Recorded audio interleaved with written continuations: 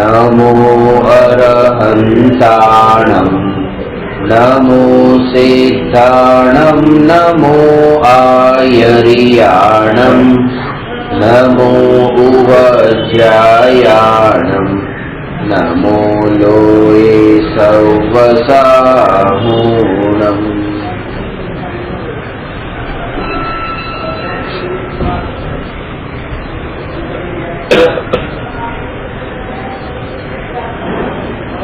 प्रश्न नंबर 295 तत्वना श्रोताનું સ્વરૂપ કહો। છેલ્લા 2 વ્યાખ્યાનથી તત્વના શ્રોતા પર ચર્ચા ચાલે છે। છેલ્લે ચર્ચા કરેલી કે તત્વનો શ્રોતા જ્યારે તત્વના વક્તા સમક્ષ જઈને તત્વની વાત સાંભળે છે ત્યારે એનું લક્ષ્ય પોતાના આત્મા તરફ હોય છે, તત્વના વક્તા તરફ પણ નહીં અને તત્વના બીજા શ્રોતાઓ તરફ પણ નહીં। એટલે એનું એક જ લક્ષ્ય છે, એક જ પ્રયોજન છે અને દરેક સમયે એની જાગૃતિ છે કે આ જે ગુરુના ઉપદેશને હું સાંભળું છું આ ઉપદેશ મારી પર્યાયમાં પરિણમે। આત્મામાં નવું કંઈ પ્રગટ થયું, કેટલું પ્રગટ થયું એ આ સ્વાધ્યાયનો ઉદ્દેશ નથી।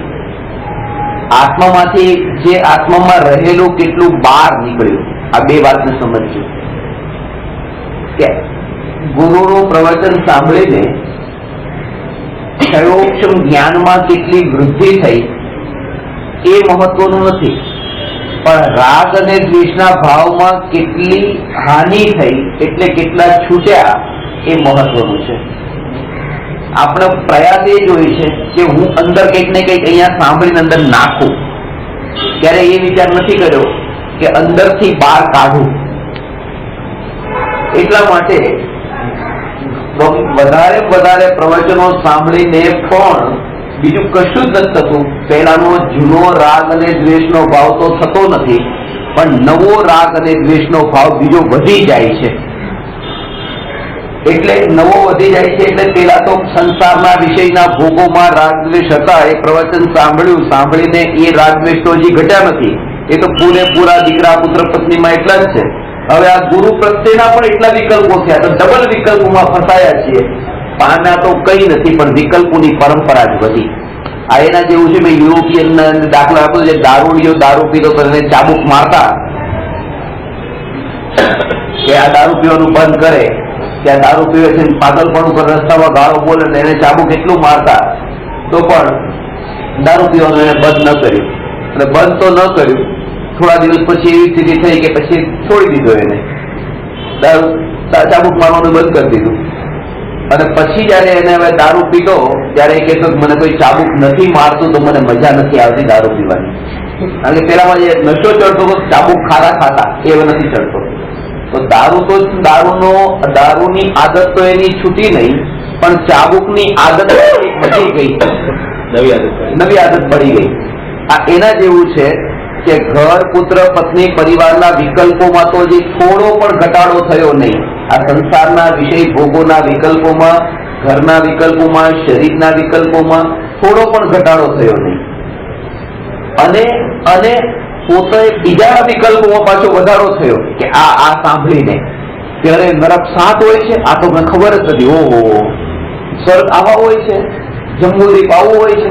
તો એ વિકલ્પોમાં પણ પાછા રાગ દ્વેષ કરીને બીજા જે પાછા નવા પણ રાગ દ્વેષના ભાવ કર્યા છે, ઉલટા પેલાના ઘટ્યા નહીં પણ નવા વધ્યા। એટલા માટે શ્રોતાએ તત્વની વાત સાંભળતી વખતે પેલો એક દારૂની દુકાનમાંથી એ દારૂના દુકાનના માલિકને ફોન કર્યો કે ભાઈ એવી રીતે દુકાન કેટલા વાગે ખુલશે, કેટલા વાગે ખુલશે, એટલે પૂછપૂછ કરે છે।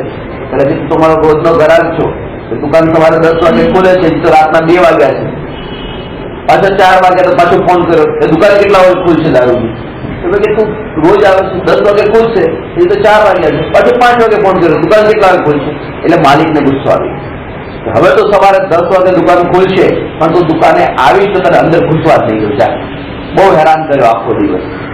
પેલા કહે છે કે દુકાનમાં અંદર આવવું છે કોને? હું દુકાનમાં જ છું, તમે મને બંધ કરીને જતા રહ્યા છે, હવે મારે બહાર નીકળવું છે, અંદર આવવું નથી.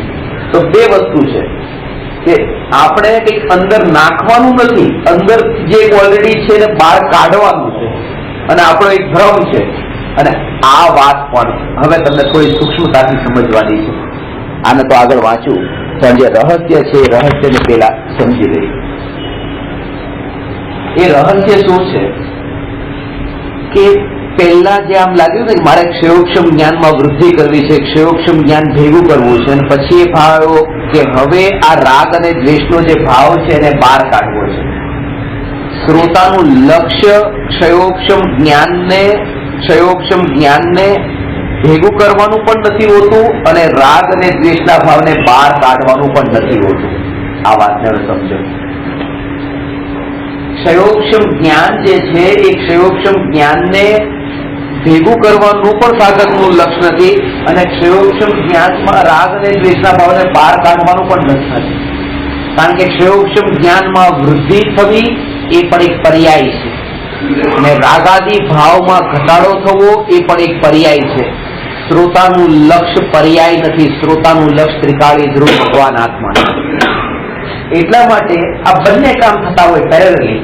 તમે જયારે આત્માની વાત સાંભળો ત્યારે આત્માની વાતને સાંભળતા સાંભળતા તમારો અંદર ક્ષયોક્ષમ જ્ઞાનમાં વૃદ્ધિ પણ થતી હોય, રાગ દ્વેષના ભાવમાં ઘટાડો પણ થતો હોય, પણ તમારી નજર કે બેમાંથી કોઈ તરફ પણ ન હોય, દ્રષ્ટિ એક ત્રિકાળી ધ્રુવ પર હોય, અને આ બંને કામ સાથે ચાલતા રહેતા હોય.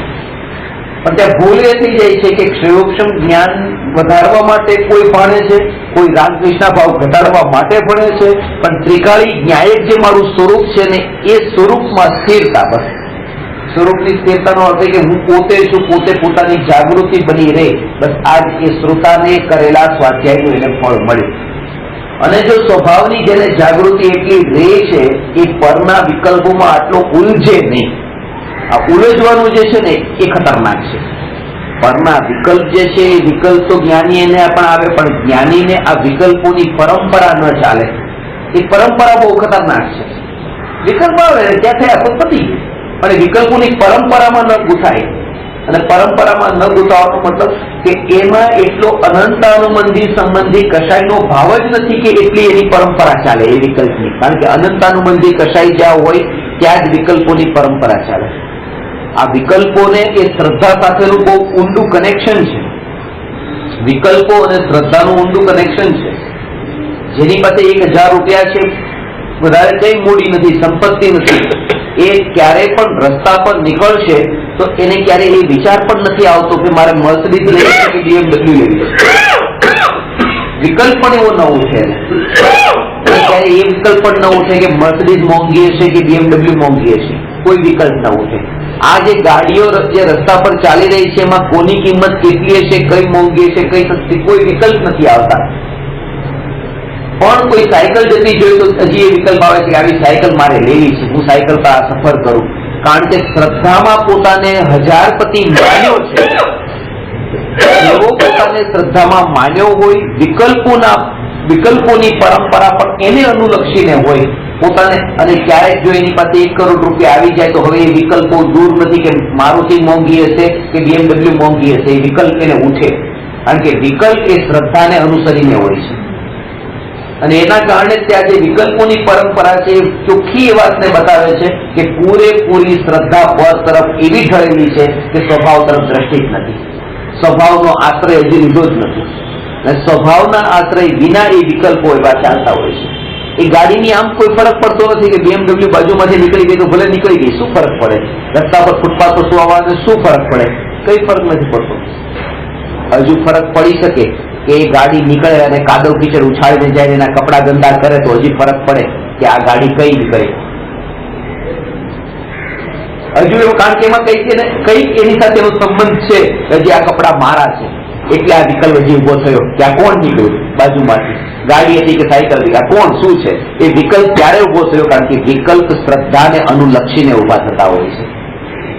એટલે મૂળ જે ભૂલ છે, મૂળમાં જે ભૂલ થઈ રહી છે એ છે કે પહેલા પોતે પોતાના આત્માનું જે પ્રયોજનભૂત કાર્ય, જે શ્રદ્ધા, જે પોતાના આત્માની શ્રદ્ધાનું એ નથી, એટલા માટે જ ત્યાં વિકલ્પો થાય છે. એટલે શ્રોતાએ એ વાતને ખાસ સમજી લેવી જોઈએ કે ગુરુના મુખેથી સાંભળેલા પ્રવચનનું ફળ ન તો ક્ષયોક્ષમ જ્ઞાનમાં વૃદ્ધિ છે, ન તો રાગ દ્વેષના ભાવમાં હાનિ છે, માત્ર એટલું કે ન્યાયકની જાગૃતિ બની રહે.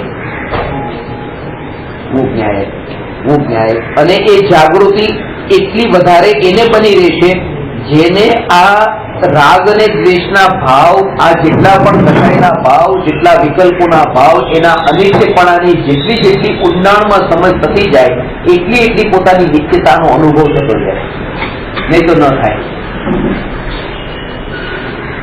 1 કલાકથી મોર કળા કરે છે, 1 કલાકથી કન્ટિન્યુઅસ કળા કરી રહ્યો છે, દર્પણમાં પ્રતિબિંબિત થઈ રહ્યો છે.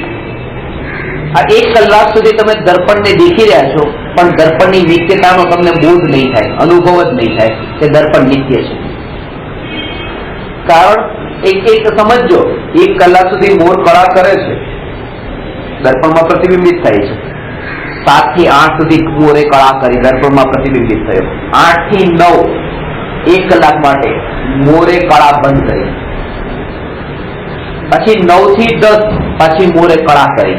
હવે આમાં ખાસ વાત શું સમજવાની છે કે જે 7 થી 8 કળા કરી 1 કલાક, 8 થી 9 કળા ન કરી, એમાં જે 7 અને 8 ની વચ્ચેનો જે આ એક કાળ જે છે ને, જયારે કળા બંધ કરી, કળા હતી એનો વ્યય થયો અને કળા બંધ કરવાનો ઉત્પાદ થયો, એ જે સ્થિતિ, એ સ્થિતિ એક એવી સ્થિતિ હોય છે કે જ્યારે દર્પણ નિત્ય છે એનો અનુભવ થઈ શકે, એના સિવાય ન થઈ શકે.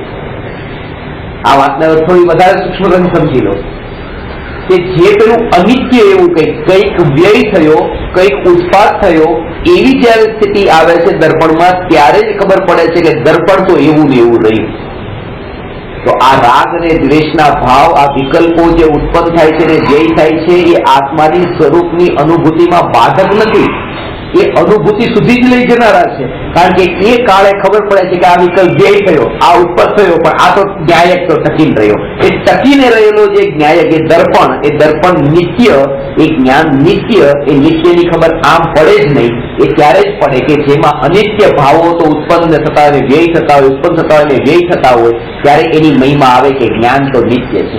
આમ નિત્યતાની ખબર જ ન પડે. એક કલાકથી એ કળા કરતો હતો, દર્પણ પણ નિત્ય લાગતું હતું ને મોર પણ નિત્ય જ લાગતો હતો.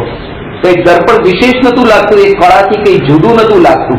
કળાથી જુદું તો ત્યારે લાગ્યું કે જયારે કળા બંધ થઈ અને કઈક નવું થયું.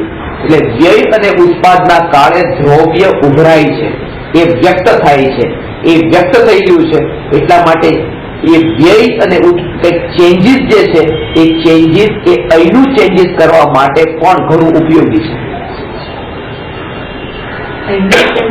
અંતરનું આત્માની પરિણતિનું ચેન્જ, પોતાની અંતર પરિણતિમાં જે આપણે પરિણમન જે છે, જે આપણે ધ્યેય બાંધ્યું કે મારી અંતર પરિણતિમાં પલટો થાય, એ પેલું જે ચેન્જીસ છે, એ રાગ અને દ્વેષના ભાવ, એ જ ઉપયોગી બને છે.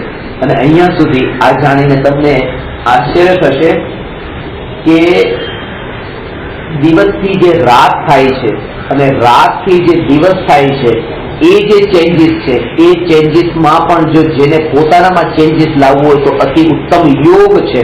કારણ કે અત્યારની દ્રષ્ટિ આપણી એવી છે કે ચેન્જીસ ની અસર આપણને વધારે ઇફેક્ટ કરે છે. ત્યાંનું ચેન્જીસ અહીંયા કંઈક ચેન્જીસ લાવી દે છે. ત્યાંનું ચેન્જીસ, આ ગ્લાસ ફૂટ્યો એ સતત ક્રોધ થઈ ગયો, ચેન્જીસ આવી ગયું. કોઈ વસ્તુ આપણને ભેટ સારી મળી, તરત અહીંયા ચેન્જીસ આવી ગયું.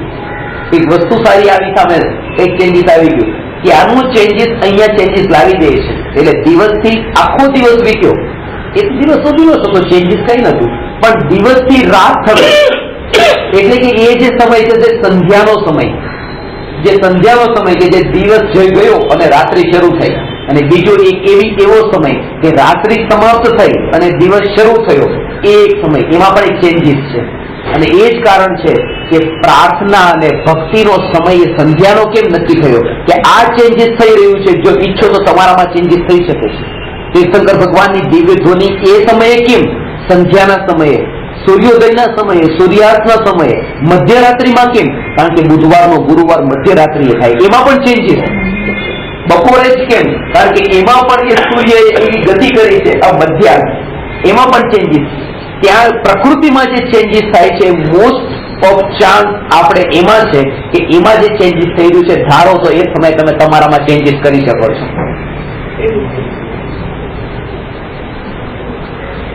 એ ચેન્જીસ કરી શકો છો કેવી રીતે કે જ્યારે પણ જેમ તમને કીધું કે આ રાગ અને દ્વેષના એ સ્થિતિમાં અને એટલા માટે છે તમે આમ રાત્રે ઊંઘતી વખતે પણ તમને એમ કીધું ને કે છેલ્લે જે વિચારથી તમે તમારી ઊંઘમાં ગયા, નિદ્રામાં ગયા, સવારે ઉઠો એ વિકલ્પ સાથેનું જ કનેક્શન જોડાશે જે છેલ્લા વિકલ્પ સાથે પૂરું થયું છે. જો ભોગના વિકલ્પથી એ બંધ થયો તો સવારના ઉઠતા પહેલો વિકલ્પ એને એ જ આવશે. બિઝનેસના વિકલ્પથી, કારણ કે એનું કનેક્શન છે એ ઇન્દ્રિય અને મનના નિમિત્તે જે જ્ઞાન થાય છે ત્યાં ઊંઘમાં તો એકલું મન જ કામ કરી રહ્યું છે એટલે એને કંઈક પોતે પોતાના એને સૂક્ષ્મ વિકલ્પો થઈ ગયા, પકડમાં પણ નથી આવતા. ઉઠે ત્યારે કંઈક થયું હતું પણ એટલા માટે આ પણ કીધું કે સવારના રાત્રે ઊંઘતી વખતે નમોકાર મંત્રનો પાઠ કરીને ઊંઘો. 9 વાર નમોકાર મંત્ર ઊંઘતી વખતે કેમ? કારણ કે એનું એ પાકું છે કે ઉઠતી વખતેનો વિકલ્પ જો તમારે આ ધર્મ આત્માનો પરમાત્માનો કરવો હોય તો ઊંઘતી વખતે કરો, કારણ કે એનું જ કનેક્શન જોડાવાનું છે. એટલે સૂતી વખતે ભગવાનનું નામ ઊંઘવાનું કેમ કે કારણ કે જેની સવાર બગડી એનો આખો દિવસ બગડ્યો, પણ સવાર તો એની જ સુધરે જેની રાતની છેલ્લી ઘડી સુધરી હોય છે. છેલ્લી ઘડી સુધરી હોય અને એટલા માટે ઊંઘતી વખતે ભલે તમે આજે કરતા હો તો બહુ અતિ ઉત્તમ છે કે 10 વાગે તમે રેકોર્ડર ચાલુ કરી દીધું, તમે પ્રવચન સાંભળો છો, સાંભળતા 10:15 વાગે ઊંઘ આવી ગઈ, આનાથી ઉત્તમ બીજું કઈ નહીં.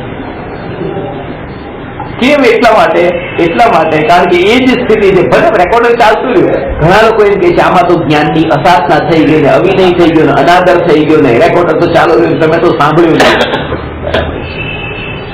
બરાબર. એ ઊંઘમાં પણ એકાદ વખત માટે પણ મારો ઉપયોગ ત્યાં જતો રહ્યો, કેસેટ પડી રહી ઘરમાં અને એને ચાલુ જ ન કરી, એ મોટો અનાદર છે.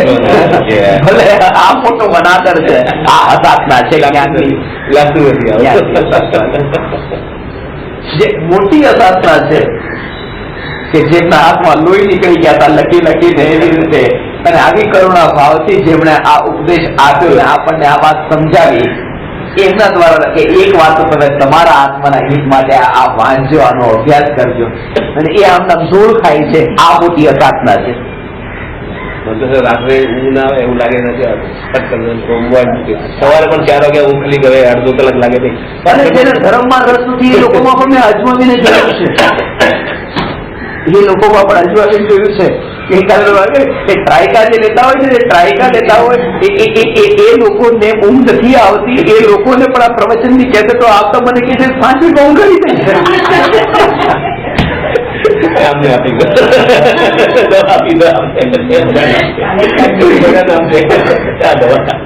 કારણ કે આ દવા એવી છે કે કોઈને ઊંઘ ન આવતી હોય એને આવી જાય, અને અનાદિકાળથી જે મોહની ઊંઘમાં હોય એ જાગી જાય.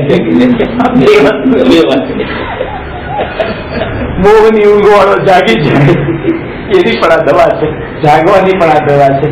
આ વાત જ એવી છે. કેટલા મારી લિસ્ટમાં છે ને, આમ કેટલા લોકો છે કે એવી રીતે મગજની એવી પાગલ પણ એવી દવાઓ લેતા હતા,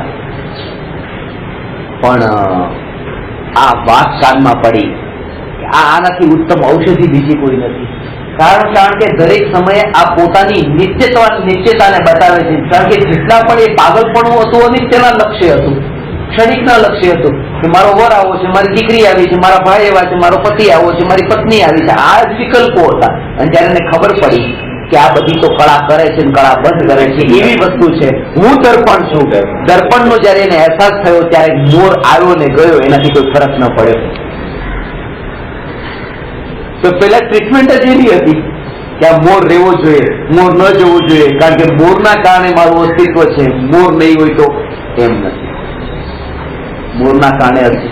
એટલે એક વાત ખાસ સમજવાની છે કે આ જે આત્માનું સ્વરૂપ જે છે, જે મલિન સ્વરૂપ, ભલે અત્યારે રાગદ્વેષ વાળું, એ અનિત્ય જે રાગદ્વેષ છે એ નિત્યતાને જ બતાવનારા છે, એ નિત્યતાને બતાવનારા છે. કારણ કે એનો વ્યય થઈ ગયો, પણ એ વ્યય થઈને પણ જે અત્યારે પણ જે રાગ ગયો ને જે દ્વેષ રહ્યો, દ્વેષને પણ બતાવનારું, દ્વેષ ગયો ને મોહ થયો, મોહને બતાવનારું એવું જે જ્ઞાન, જે ધારારૂપ ટકનારું, આ ટકનારું, આમાં પણ ખાસ હદે સમજવાની છે કે જાણનારું, આને જાણનારું એમ નહીં, જાણનારું. આ વાતને થોડી સૂક્ષ્મ સમજો કે જે તમે વિજય પૂછી કે આ ચેન્જીસમાં ચેન્જીસ કેવી રીતે લાવવાનું છે, તો જાણનાર માત્ર એ નિત્ય છે. નિત્યના લક્ષ્ય એ ચેન્જીસ બહારમાં પણ થાય છે. બહારનું ચેન્જીસ અહીંયા આપણા શરીરના અંદર 85% વધારે પાણી છે. એના કારણે દરિયાના કિનારે તમે ઉભા વોક કરતા હો, ચાલતા હો, પણ અંદરમાં આનંદની લહેર ઉઠે છે. કારણ કે જેવું અહીંયા અંદર ભરેલું છે એવું ત્યાં આ મેચ થઈ રહ્યું છે.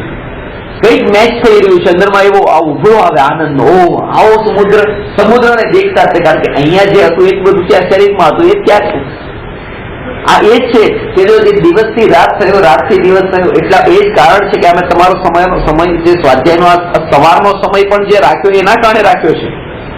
એ તો બીજો કોઈ સમય રાખી શકતો હતો, પણ આ સંધ્યા, આ સવા એ સમય કેમ કે ચેન્જીસ. એટલે પેલા સમયમાં પણ મા બાપ દીકરાને કહેતા બેટા સૂરજ ઉગે એના પેલા ઉઠી જાય, ઉઠજો. કારણ કે જયારે ચેન્જીસ થતું હોય ને ત્યારે તમે અહીંયા જાગૃત હોવા જોઈએ. કઈક પોસિબિલિટી છે કે તમે કઈક બદલાવ, અને તમે તો ઉઠો છો મોડા સૂર્યોદય છે આપણે 8-10 વાગે. ચેન્જીસ ના કારણે ઊંઘમાં હો, એટલે સૂર્યોદય પેલા ઉઠવાનું કેમ કીધું છે? આના કારણે કે એક ત્યાંનું તમે એકવાર ચેન્જીસ તમે જો ત્યાં થતું હોય તો બહુ મોટો અવસર છે. જો તમે એ દ્રષ્ટિથી તમે એ ઘટનાને એ સ્થિતિને જોતા હો તો એક અદભુત એક અંતરમાં કઈ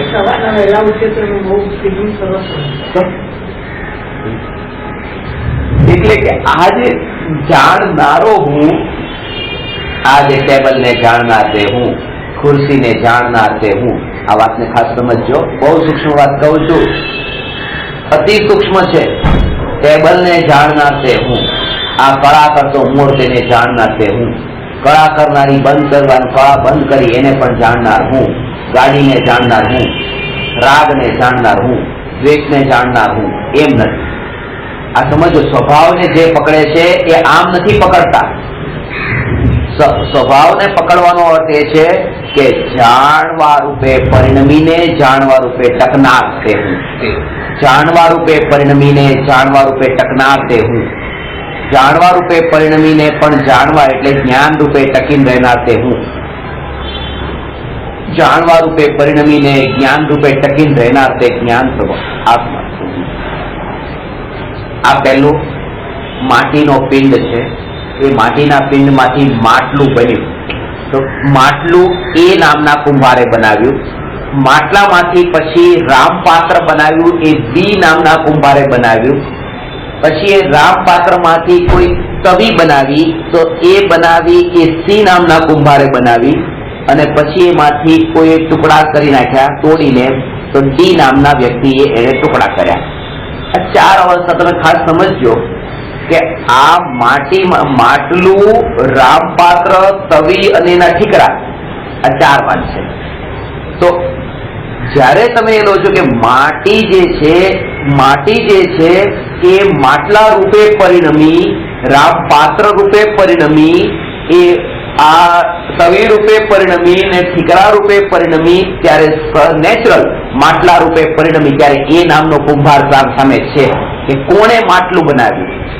એ કોણે રામપાત્ર જો દેખાણું છે તો બી નામનો કુંભાર દેખાણો, તવી દેખાણી તો સી નામનું દેખાણું, અને આ ઠીકરા દેખાણું તો ડી દેખાણું. આ ABCD એને દેખાશે જેને અહીંયા માટલું, રામપાત્ર, તવી ને ઠીકરા દેખાશે.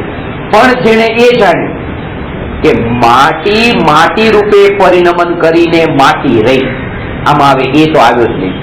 પછી માટી રૂપે પરિણમીને માટી તો માટી રહી, ત્યાં ડી પણ આવ્યું નહીં. માટી રૂપે પરિણમીને માટી તો માટી રહી, ત્યાં સી આવ્યું નહીં. અને માટી રૂપે પરિણમીને માટી તો માટી રહી, ત્યાં ડી પણ રહ્યું નહીં. એ જ રીતે હું આત્મા, આ એ ને જાણનારો, બી ને જાણનારો, સી ને જાણનારો, ડી ને જાણનારો, આમાં તો જ્ઞેય ઉપદ્રષ્ટિ રહી.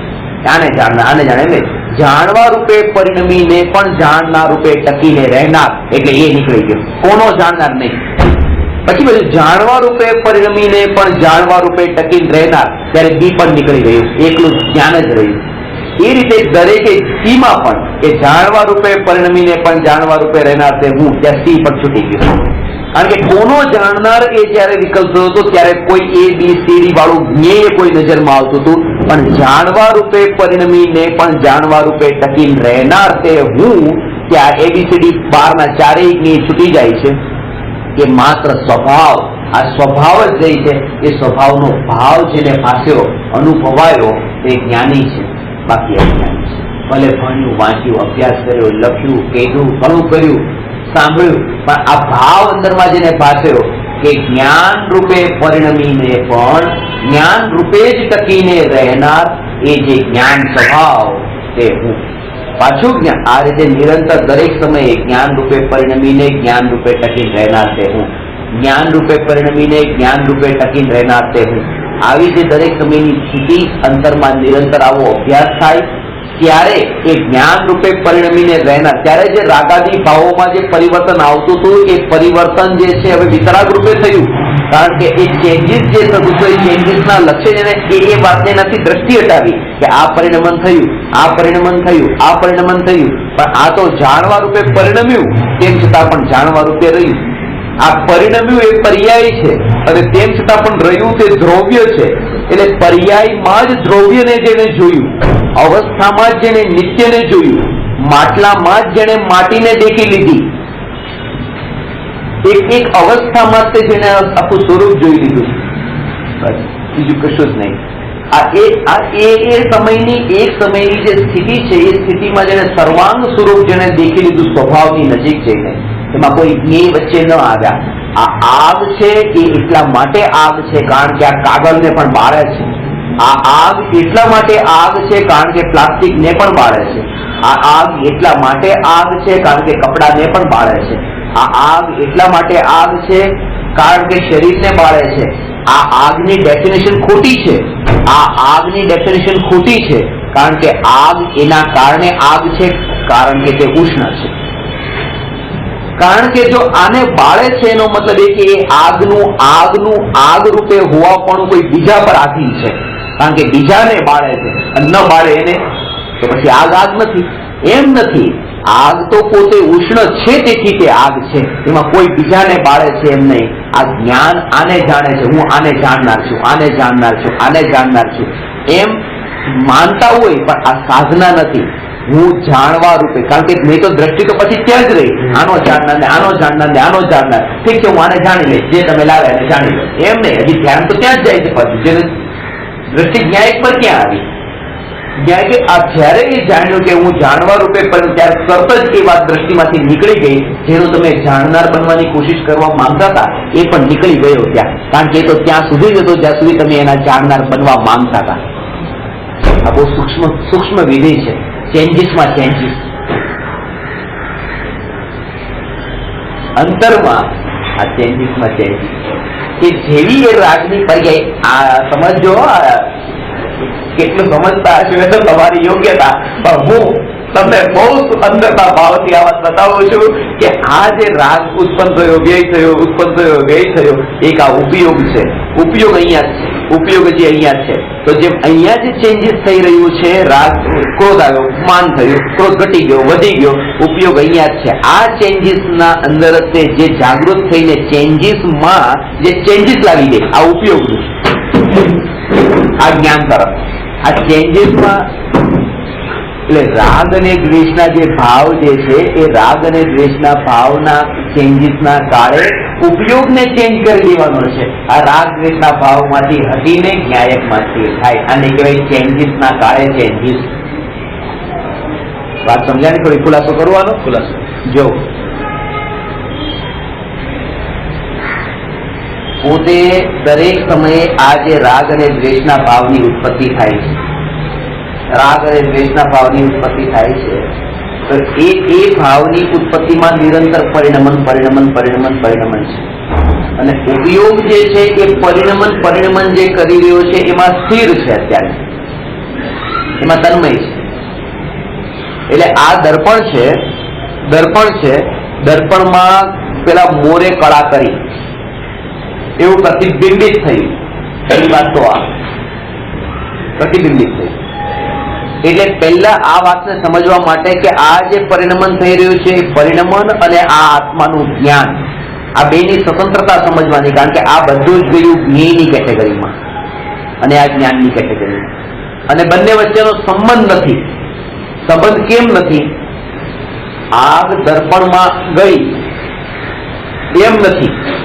આગ દર્પણમાં પ્રતિબિંબિત થઈ એ પણ એના માટે પ્રતિબિંબિત થઈ જેની દ્રષ્ટિ આગ ઉપર છે. બાકી તો ત્યાં દર્પણ પોતે દર્પણ રૂપે છે. બસ છે. દર્પણ માત્ર દર્પણ રૂપે છે. એમાં શું પ્રતિબિંબિત થયું એ તો એને દેખાય છે જેની દ્રષ્ટિમાં આ જ્ઞેયો પર આસક્તિ છે. બાકી એ નથી ખબર.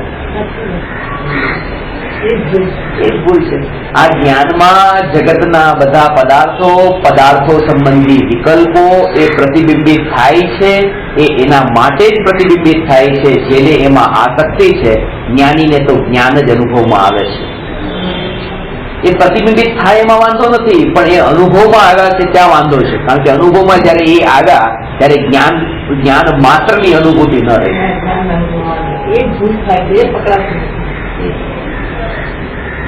તો એ કેવી રીતે થાય કે આ સિદ્ધાંત, આ વાક્ય ખાસ યાદ રાખી લેજો કે અનંત જ્ઞેયોને જાણીને જ્ઞાન અનંત રૂપે થતું નથી, અને અનંત જ્ઞાનમાં જણાઈને પણ જ્ઞેય અનંત રૂપે થતું નથી.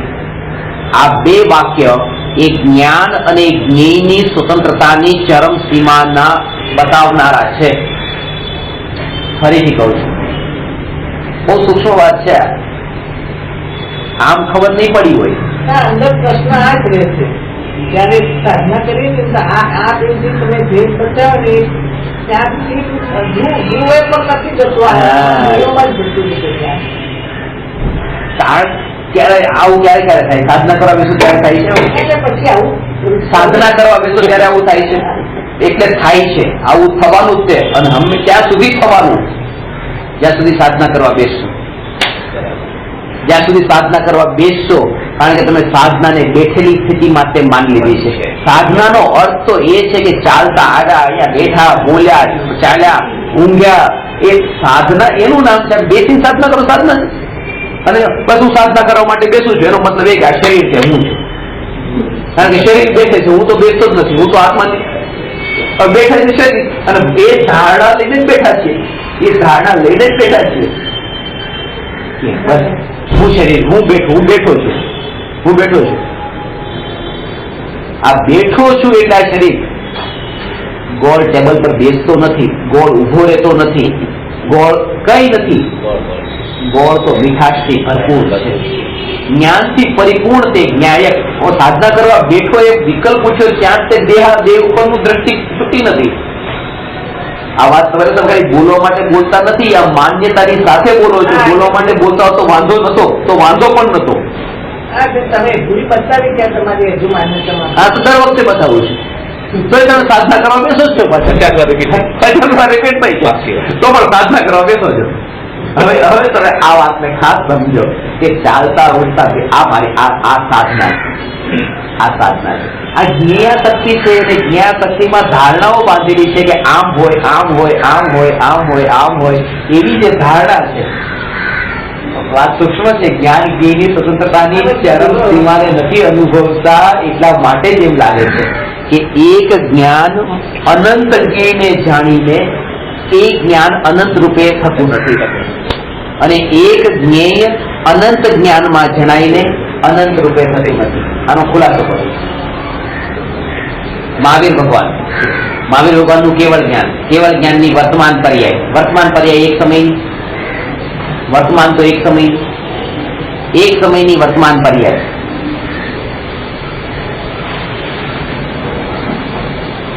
એક સમયની વર્તમાન પર્યાય. એ પર્યાય કેટલી? એક. અને લોકાલોકના જ્ઞેયો જણાય છે એ જ્ઞાન પર્યાયમાં કેટલા? અનંત. તો એક જ્ઞાન અનંત જ્ઞેયોને જાણે છે એટલે એ એક પર્યાય જે છે અનંત થઈ જાય. કારણ કે અનંત જાણે એટલે અનંત થઈ જાય. એક દર્પણમાં 100 વસ્તુ પ્રતિબિંબિત થાય તો દર્પણ 100 થઈ જાય? દર્પણ તો એક જ રહે. એટલે એ વાત બતાવે છે કે એક જ્ઞાન સ્વભાવી જ્ઞાની પરમાત્મા અનંતને જાણે છે તો પણ પોતે અનંત રૂપે જ્ઞાન થતું નથી. જ્ઞાન તો એક રૂપે જ રહે છે. જ્ઞાન એક રૂપે રહે છે. બીજી વાત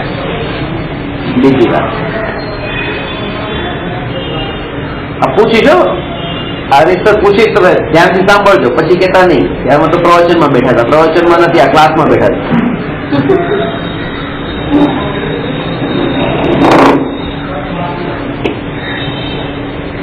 ફરીથી કહું છું, એક દર્પણમાં 100 પદાર્થ પ્રતિબિંબિત થાય તો એ જે એક દર્પણ જે છે જેમાં 100 વસ્તુ રિફ્લેક્ટ થઈ પ્રતિબિંબિત થઈ તો દર્પણ 100 નથી થઈ જતા. દર્પણ તો એક જ રહે છે. ભલે 100 વસ્તુ આવે, 50 આવે, 200 આવે. એવી રીતે ભગવાનના જ્ઞાનમાં અનંત પદાર્થો જણાય છે, તેમ છતાં પણ ભગવાનનું જે જ્ઞાન, એ જ્ઞાન જે છે તો એક રૂપ જ રહે છે. એ અનેક રૂપ નથી થઈ જતું. જ્ઞાન તો એક જ છે, પરમાત્મા તો એક જ છે. એ પર્યાય તો એક જ છે. એ સમયનું સૂક્ષ્મ દ્રષ્ટિએ કહું તો એ એક સમયની પર્યાય એક જ છે, બે નથી. આ જ્ઞાન જ્ઞેય રૂપે થઈ જતું નથી.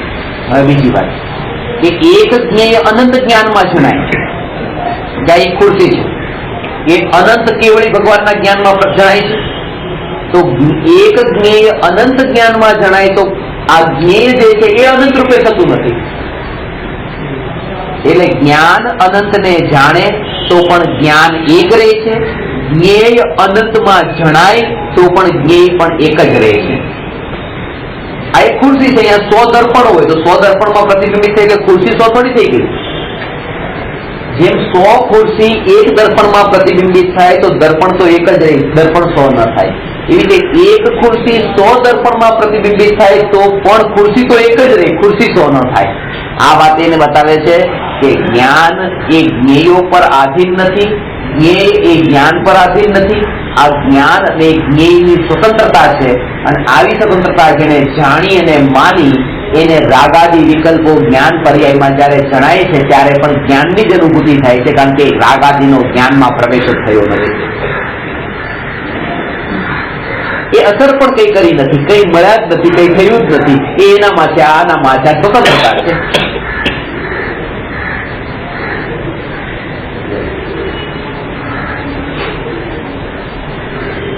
આ જાગૃતિ જેને છે એટલા માટે એટલે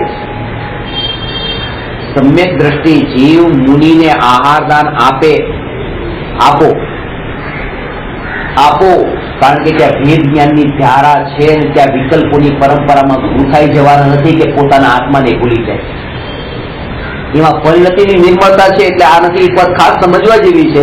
ભલે થોડી કઠોર લાગશે તમને, પણ જે જ્ઞાનીઓના દાખલા કે જ્ઞાની સેવા કરે, જ્ઞાની આવા કરે, જ્ઞાની આવું કરે, એમને આત્માને પામી લીધો છે. જે કરવાનું પ્રયોજનભૂત કાર્ય થઈ ચૂક્યું છે, હવે એક અંતરમાં ધારા વર્તી રહી છે. ધારાના બળ પર દરેક સમયે જાગૃતિ છે.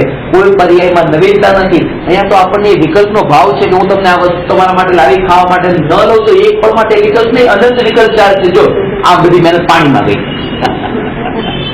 પરાઠાનો લોટ તો બાંધી ગયો તો પણ તમે એક હાથનું કીધું, બધું તો તૈયારી કરેલી હતી. હા તો વાંધો છે. જ્ઞાનીમાં કરે તો વાંધો નથી, કારણ કે જ્ઞાનીને ખબર છે કે આમ જ થવાનું. ચાલો, શિકાર છે. જે શિકાર થઈ જતો હોય તો પછી મુનિની પણ સેવા કરે તો ચાલે. અને જો શિકાર ન થતો હોય તો શિક્ષકની પણ સેવામાં પડવું નહીં. ન થતો હોય તો કારણ કે નિષ્ઠાત્વની ભૂમિકામાં નથી થતો. એટલા માટે આયુષ્ય બહુ ઓછું છે ને કરવા યોગ્ય કાર્ય એ બાકી ન રહી જાય. કારણ કે આ એનું ન થાય કે બધું કર્યું અને એ પછી માન્યતા પણ ધારણા અંદરમાં માનીને તમને એવું સમજાવનારા મળશે, આવી સેવા ચાકરી કરો, આગળ જતા થઈ જશે. કારણ કે આટલું તો કરો છો ને, થઈ જશે. એવું કેવા કરશે કે છે. હું તમને કહેતો ઘણી વખત તમને એમ લાગતું હોય કે તો આટલું કરીને તમે ના પાડો અમારા માટે કરવાની. એવા કેટલાય તમને રસ્તા પર મળી જશે કે જે કરો. 2 હોય ની 5 હોય, ક્યારેક ની ક્યારેક થશે. તમે કરો, સેવા કરો. કેટલી કરુણા છે એમ કે છે.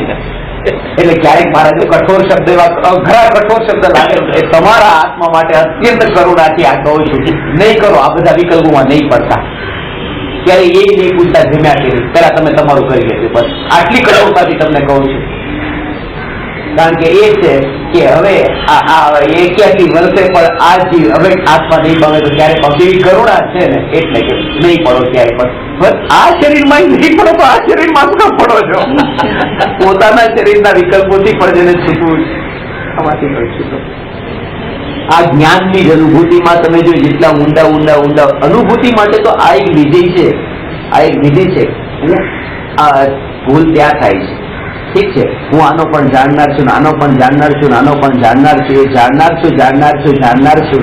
એમાં તે એનો ને એનો બસ એની સાથે જોડાયો. આનો જાણનાર છું, આનો જાણનાર છું.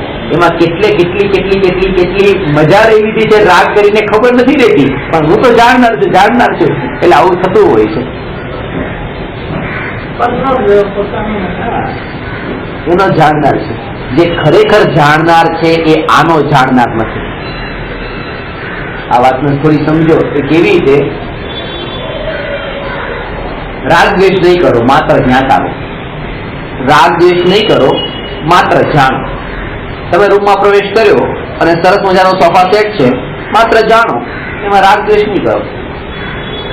રૂમમાં પ્રવેશ કર્યો, સરસ મજાનું ટીવી છે, માત્ર જાણો, રાગ દ્વેષ નહીં કરો. આ ટીવીને જે જાણ્યું અને બીજું ઘરમાં રહેલું કઈ ન જાણ્યું એ જ એક રાગ છે. હવે તમે કહો છો માત્ર જાણો, રાગ દ્વેષ નહીં કરો. રાગ તો થયો જ, થઈ ગયો છે. હવે શું રાગ દ્વેષ નહીં કરો? કારણ કે તમને આ બધું ન દેખાયું, તમને એ જ કેમ દેખાયું ટીવી? કારણ કે એનો રાગ છે. બીજું કઈ ન દેખાયું ને પેલો શત્રુ જ કેમ દેખાયો? બેઠા તો 50, એ કેમ દેખાયો? કારણ કે એમાં દ્વેષ છે. જેમાં એ તીવ્રતાનો ભાવ છે એ તો જ્ઞાનમાં જણાય છે. અને આપણે કહીએ કે એમાં રાગ દ્વેષ નહીં કરો, રાગ દ્વેષ નહીં કરો. આ તો પડેલો જ છે રાગ દ્વેષ. કારણ કે જેને રાગ દ્વેષ વગરનું જે જાણે છે એ કોઈ એકને નથી જાણતા, એ તો લોકાલોકને જાણે છે. એ તો લોકાલોકને જાણે છે. અને જે કોઈ એકને જાણે છે એ તો રાગ દ્વેષ સાથે જ જાણે છે. આ નિયમ છે, આ સિદ્ધાંત છે. સિદ્ધાંત જો સમજ્યા હોય તો ક્યાંય પણ ગડબથલમાં ન મુકાઈએ, ક્યાંય પણ તકલીફ ન થાય કે આવું કેમ, આવું કેમ. આ સિદ્ધાંત છે. આ જાણનાર તે હું, જાણનાર તે હું, જાણનાર તે હું. અને આમાં ખાસ વાત સમજવાની કે જાણનાર પછી એમ નામ નહીં, પેસિવ નથી, એક્ટિવ છું. એક્ટિવ કોના કારણે કે જાણવા રૂપે તો પરિણમી રહ્યો છું. આ એક્ટિવ જાણવા રૂપે તો પરિણમી રહ્યો છું, જાણવા રૂપે પરિણમી રહ્યો છું, જાણવા રૂપે પરિણમીને પણ જાણવા રૂપે ટકી આ પરિણમનમાં પણ એવું ટકવા પણ. એક ગ્લાસમાં ઓરેન્જ જ્યુસ છે, એ ઓરેન્જ જ્યુસ ને એક ગ્લાસ માંથી બીજા ગ્લાસમાં નાખ્યો, બીજાથી પછી ત્રીજા ગ્લાસમાં નાખ્યો, ત્રીજાથી ચોથા ગ્લાસમાં નાખ્યો, તો આ ઓરેન્જ જ્યુસ પરિણમી રહ્યો છે ને અહીંથી આયા, અહીંથી આયા, અહીંથી આયા. એ પરિણમીને પણ ટકી રહ્યો છે. એ આમાંથી પરિણમ્યો પણ પછી એ મેંગો જ્યુસ નો થયો, ઓરેન્જ જ્યુસ જ રહ્યો. પછી પાછો આમાં પરિણમ્યો, પાછો એ ઓરેન્જ જ્યુસ જ રહ્યો. એટલે પરિણમીને પરિણમીને પરિણમીને પણ જે ટકી રહ્યું છે એવી રીતે આ જ્ઞાન પરિણમે છે. પછી આગળ સમય પરિણમ્યું, પાછું પરિણમ્યું, પરિણમીને પણ જ્ઞાન રૂપે ટકીને રહ્યું. એ જ્ઞાન સ્વભાવ તે હું. આ જ્યાં સુધીમાં આવી પોતાની મહિમા જ્ઞાન સ્વભાવ એટલે જાણનાર. અને પરમાત્મા એ ભગવાન એટલે કોણ? મહાવીર ભગવાન અત્યારે શું કરે છે તે જાણે છે. મહાવીર ભગવાન શું કરે છે? જાણે છે. અને હું આત્મા શું કરું છું તે જાણું છું. મહાવીર ભગવાન રાગદ્વેષ કરે છે કે ના? તો હું આત્મા રાગદ્વેષ નો કરનારું કે ના? એ તો કોઈ કર્મ ના ઉદય. હું ક્યાં કરું છું? તો પછી મહાવીર ભગવાન ને મારામાં શું અંતર? કઈ અંતર નહીં. તો હું કોણ? હું પરમાત્મા. કારણ કે જે જાણે અને રાગ દ્વેષ ન કરે તે પરમાત્મા.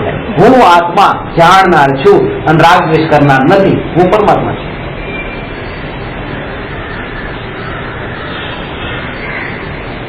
અમેરિકાની આ ફિલ્મ અભિનેત્રી ગ્રેટિયા ગાર્બો એને કેટલીક ફિલ્મમાં કામ કર્યું અંગ્રેજી મૂળના ઘણામાં અને બહુ પ્રખ્યાત થઈ અમેરિકામાં. પણ એના જીવનની એ વિશેષતા છે કે 24 વર્ષની થઈ ત્યાં સુધી એને કોઈ ફિલ્મમાં કામ જ નતું કર્યું, કોઈ કોર્સ નતો કર્યો, કશું જ નહીં. અને એનું તમે પહેલા જે કામ કરતી તમને ખબર પડે તો તમને એમ થાય કે એ પોતે એક હજામની નાઈની દુકાનમાં જે પુરુષ દાઢી બનાવવા માટે આવે એની દાઢી પર સાબુ લગાડવાનું કામ કરતી હતી. સાબુ લગાડતી અને એકવાર એ સાબુ લગાડતી 24 વર્ષે, ત્યારે જે દાઢી જેની બની રહી હતી એને કીધું કે યુ આર લુકિંગ બ્યુટીફુલ. એટલું જ યુ આર લુકિંગ બ્યુટીફુલ. એટલે એને એમ પેલા લાગ્યું કે ફોર્માલિટી હશે, કારણ કે અમેરિકા બધા દેશોમાં એવું હોય છે you are looking beautiful. Okay, કઈ પણ કોઈના ઘરે જઈને હોવું તમારું ઘર બહુ સરસ છે આવું તો કહેવાનું એક પદ્ધતિ. તો આને એમ લાગ્યું કે આજે ફોર્માલિટી છે. Thank you. No thank you, I mean it. તો થોડોક એક તો માટે વિચારતી હતી કે આ શું કહો છો. એને દર્પણમાં જોયું, આ છોકરી 24 વર્ષની દર્પણમાં જોયું ત્યારે જોયું અને ત્યારે જે વસ્તુનું નિરૂપણ એ વ્યક્તિ કરતી ગઈ, ખુરશી પર બેઠી, આ એના ચહેરા પર દર્પણમાં બતાવે છે તારી આંખો આ કરવામાં એક નિરૂપણ કરી. આને જેમ લાગ્યું હું આવી.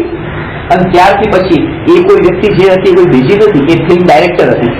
એને જેને ઓફર મૂકી કે આ મારી ફિલ્મમાં કામ કરવું છે અને એને હા પાડી, કામ કર્યું. આજે અમેરિકામાં બહુ પ્રખ્યાત અભિનેત્રી થઈ. પણ આમાં આખો સાર એ છે કે જેને ભાન જ નતું એને શરૂઆત ક્યાંક વિચારથી થઈ.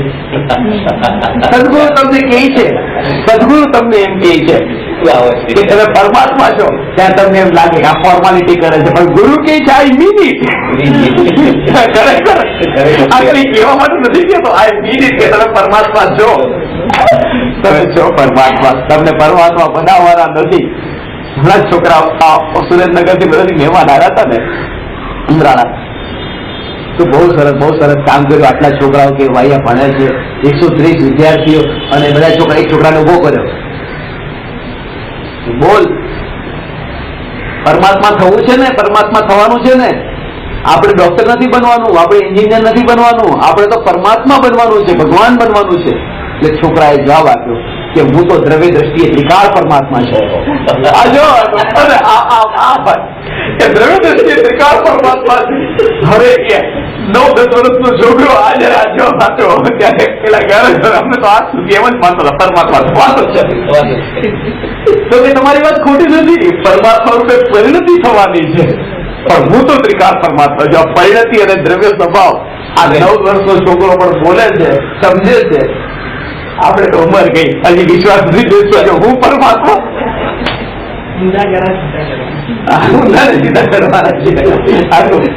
પેલું તો પિંડ માંથી માટલું બનાવવાનું હતું, ઊંધાને તોડીને સીધું કરવાનું છે. પેલો ઘોડો મૂકવાનો છે. શરૂઆત એનાથી થશે. હું પોતે આવી મહિમા વિચારથી શરૂઆત થઈ. અને જેને ભાન પણ નતું, 24 વર્ષ સુધી એને ભાન નતું, ત્યારે વિચાર પણ ના આવ્યો. અભિનેત્રી તરીકેનો તો નહીં, હું દેખાવડી છું એવો પણ વિચાર નહીં આવ્યો. આ વિચાર એ વિચાર પણ આના જેવું છે. અનાદિકાળથી આજ સુધી આપણને એવો વિચાર નહીં આવ્યો હું પરમાત્મા છું. સંભવ છે. દ્રષ્ટિ એ નથી, દ્રષ્ટિ એ નથી. અને ત્યારે કોઈ સમજાવ્યું, સદગુરુએ સમજાવ્યું, ભગવાને સમજાવ્યું, પણ ત્યાં પછી એને ફોર્માલિટી લાગી. ફોર્માલિટી કરે છે પરમાત્મા છે એના જેવું. ખાલી કહેવા માટે નથી કહેતા, આ છો તમે છો.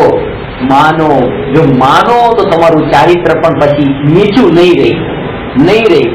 કારણ કે પોતાને જે નીચું ચારિત્ર કરવા માટે, નીચા ચારિત્ર માટે પોતાને નીચું માનવું બહુ જરૂરી છે, બહુ જ જરૂરી છે. પોતાને નીચો જેને માન્યો હોય એ જ નીચું કામ કરી શકે. પણ જે પોતાને મહાન માને એ પછી એવું કામ ન કરે, કારણ કે જે માને છે પોતાને એ કામ ન કરે. એવું માન્યું હોય તો એનું ચારિત્ર પણ એવું બદલાય. ચારિત્રમાં પડતો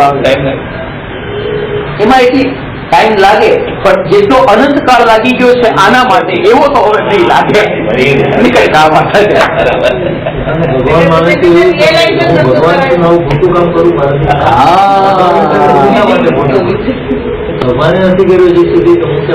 હા, હું પોતે પરમાત્મા છું. પરમાત્મા માટે આ શોભા આપે એવું આ કામ નથી. અને એ જ કે અરે કીડા મકોડા, અરે પાપીઓ, તમે અહીંયા આ સંસારમાં આવા પાપમાં પડેલા, એમ જે કે તમને એમ જ લાગે પાપી કીધા કરો, પાપ જ કરો. કારણ કે આપણે જેમાં હોય એવું તો કરવું પડે ને. એટલા માટે જ્યાં તમને પાપી કહીને બોલાવે, અને ખરેખર એક અંદરમાં એવું છે કે આપણને એ વધારે ગમે છે, કારણ કે આપણે પાપ તો છોડવા નથી, અને એટલા માટે પાપી થઈને જ રહેવું ગમે છે. અને કોઈ કે પરમાત્મા અને પછી પાપ છોડવા પડે તો તકલીફ પડે. પરમાત્મા કઈ ગાળ લાગે.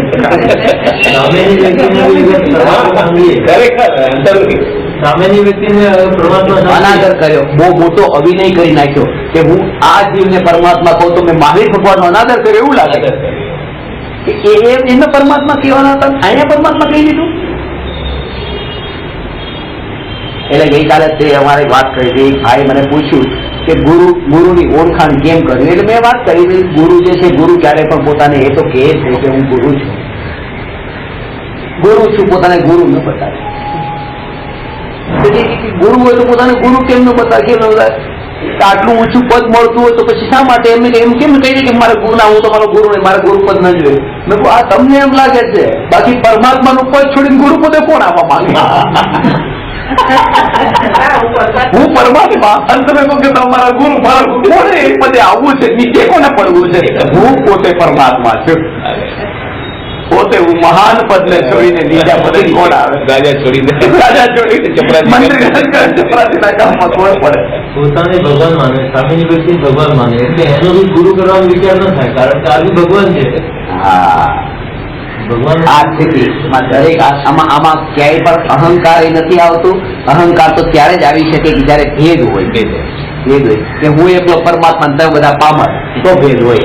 તો પ્રત્યેક આત્મા પરમાત્મા છે, દરેક જીવ પરમાત્મા છે, અને એના વગર આ વિચારથી શરૂઆત થયા વગર ચારિત્રમાં પલટો આવે જ નહીં. વિચારથી શરૂઆત થાય બધા.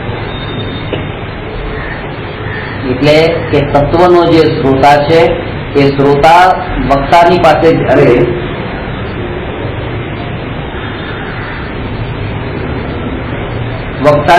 જ્યારે એ આત્માનું સ્વરૂપ સાંભળે છે, ત્યારે આત્માનું સ્વરૂપ સાંભળતી વખતે એનું લક્ષ્ય અંદરમાં એ જાગૃતિ છે, એ જાગૃતિ એને એ છે કે હું પોતે જાણવા રૂપે પરિણમીને પણ જાણનાર માત્ર તે હું. અને ત્યાં પછી એ ભેદ જ છૂટી ગયો, એ ભેદ છૂટી ગયો કે સામે ગુરુ છે, ગુરુનું પ્રવચન છે, શું છે, આ બધું છૂટી જવું અને એકલું જ્ઞાનની જ અનુભૂતિ થતી રહેવી, આ એ સાંભળવાનું ફળ છે. એટલે શ્રોતાનું સ્વરૂપ બતાવતા હવે આગળ એ કહે છે કે વક્તાના સ્વરૂપને કહેનાર વક્તા હોય છે, સાથે સાથે શ્રોતાના સ્વરૂપને કહેનાર પણ વક્તા જ હોય છે. તત્વના શ્રોતાને પોતાના અજ્ઞાનનું જ્ઞાન તથા સ્વીકાર હોવો જોઈએ. જો અજ્ઞાનનો સ્વીકાર કરીને જ્ઞાન પ્રાપ્ત કરવા વક્તા પાસે જાય તો જ વક્તા થકી સત્ય સમજણ પ્રાપ્ત કરે.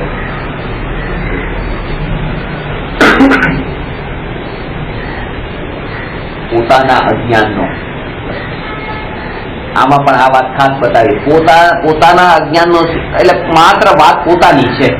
સદગુરુની પાસે જાય, વક્તાની પાસે જાય, એ ગ્રુપમાં ન જાય, એકલો જાય. ગ્રુપમાં ન જવાનું, નહીં જવાનું, એકલા જવાનું. એકલા જવાનું મતલબ એમ નહીં કે બે જણા સાથે નહીં જવાનું. અને જતી વખતે જાગૃતિ રહી કે આ હું તો એક રૂપ છું, એક છું.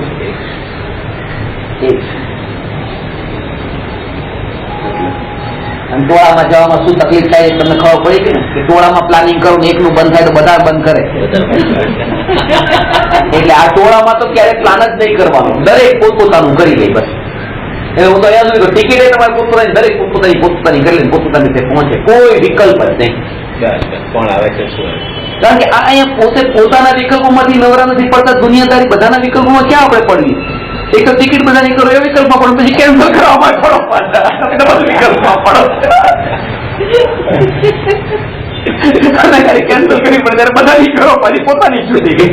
એટલે એક જ કહેવાતું, મારે આ સાધના માટે હું જઈ રહ્યો છું, સાધના માટે.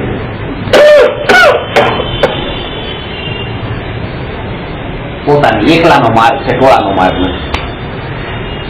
ટોળામાં બેઠા હોય તો પણ એકલાનો માર્ગ છે. શ્રોતા જિજ્ઞાસુ હોવો જોઈએ. આ જિજ્ઞાસુની વ્યાખ્યા તમને ગઈ વખતે બતાવી હતી. જે જીવને જ્ઞાનના માધ્યમથી સુખની પ્રાપ્તિ કરવી હોય, જી જ્ઞાન અને સુખ, તે જિજ્ઞાસુ છે. હવે આ સ્વાધ્યાય જ આત્માથી જીવનો ખોરાક છે. પેટમાં બહુ જલન થતી હતી શરૂઆત કરી એના પહેલા, પણ ખોરાક અંદર ગયો, આ સ્વાધ્યાય કર્યો, જલન જતી હતી. આ ખોરાક છે, આનાથી બીજો ઉત્તમ ખોરાક બીજો કોઈ નથી કે તમારી શરીરની પેટની કોઈ પણ બીમારીને દૂર કરવાનો આ એક જ ઈલાજ, એક જ ઉપાય છે કે તમે અંતરમાં જેટલા ઊંડા ઉતરો, બસ ક્યાંય પીડા નથી, ક્યાંય વેદના નથી. એવું નથી કે શરીરમાં તાવ આવતો હોય તમે આત્મામાં લીન થાય એટલે તાવ ઉતરી જાય. વાત એ છે કે તમે તાવ દુનિયાના માટે છે, તમારા માટે નથી. જે મળદું છે જયારે તમે દેહ છૂટી જાય મળદું છે, મળદું તમારા માટે તો છે જ નહીં. હવે મળદું દુનિયા માટે છે, હવે મળદું તમારા માટે નથી. જે લોકો અહીંયા હજી છે એના માટે મળદું છે, તમારું મળદું નથી. મળદું કોનું? અહીંયા રહેવા વાળાનું, તમારું નહીં.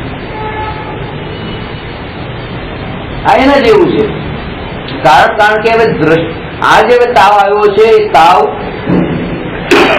જયારે અંતરમાં દ્રષ્ટિ ગઈ તો તાવ હવે પોતાના માટે નથી. કારણ કે હવે આંખ બંધ થઈ ગઈ છે. જેની આંખ બંધ થઈ ગઈ એના માટે આ કઈ નથી. હવે તો એના માટે જેની આંખ હજી આ બધી ખુલ્લી છે. દુનિયા માટે છે કે ડોક્ટરના માટે છે. ડોક્ટર હવે આ તપાસ કરશે તો કે છે હા બસ તાવ હોય, અનુભવમાં નથી આવતો તાવ. મને તાવ આવ્યો, આવા વિકલ્પોની પરંપરા પણ નથી. મને તાવ આવ્યો આ નથી. જાણનાર જાણે શરીર ગરમ થાય છે એ 102 નું 103 પણ પહોંચ્યું, 103 પણ પહોંચીને પણ અંતરમાં જાગૃતિ છે કે પોતે તો ત્યાં જ ઉભો છે, ક્યાંય પણ ઉભો વધારે વૃદ્ધિ થઈ નથી, એ પણ ઘટાડો થયો નથી. અને આ સ્થિતિ હોય છે. જો હું અહીંયા એમ માનું છું કે જાણવા રૂપે પરિણમીને પણ જાણવા રૂપે ટકીને રહેનાર છે હું, જાણવા રૂપે પરિણમીને જાણવા રૂપે ટકી રહેનાર જાણનાર છે હું, તો અહીંયા પણ બીજું મને કઈ જ નહીં દેખાય. જાણવા રૂપે પરિણમીને પણ જાણવા રૂપે ટકીને રહેનાર, બસ એટલું જ માત્ર. કારણ કે અંતરમાં પોતે એ રૂપે અંદરની વિચારધારા, અંદરની પરિણતિ, અંદરની અનુભૂતિ એવી છે તો જગતની દરેક અનુભૂતિ તમને એવી થશે. એટલા માટે આ સમજ કે પોતે જે વિકલ્પો જે બીજા માટે થઈ રહ્યા છે એ વિકલ્પો પોતાના જ વિકલ્પો છે, એ પોતાનું જ સ્વરૂપ બતાવી રહ્યા છે. એ કે દીકરો મારો સારો થઈ જાય, દીકરો મારો સારો થઈ જાય.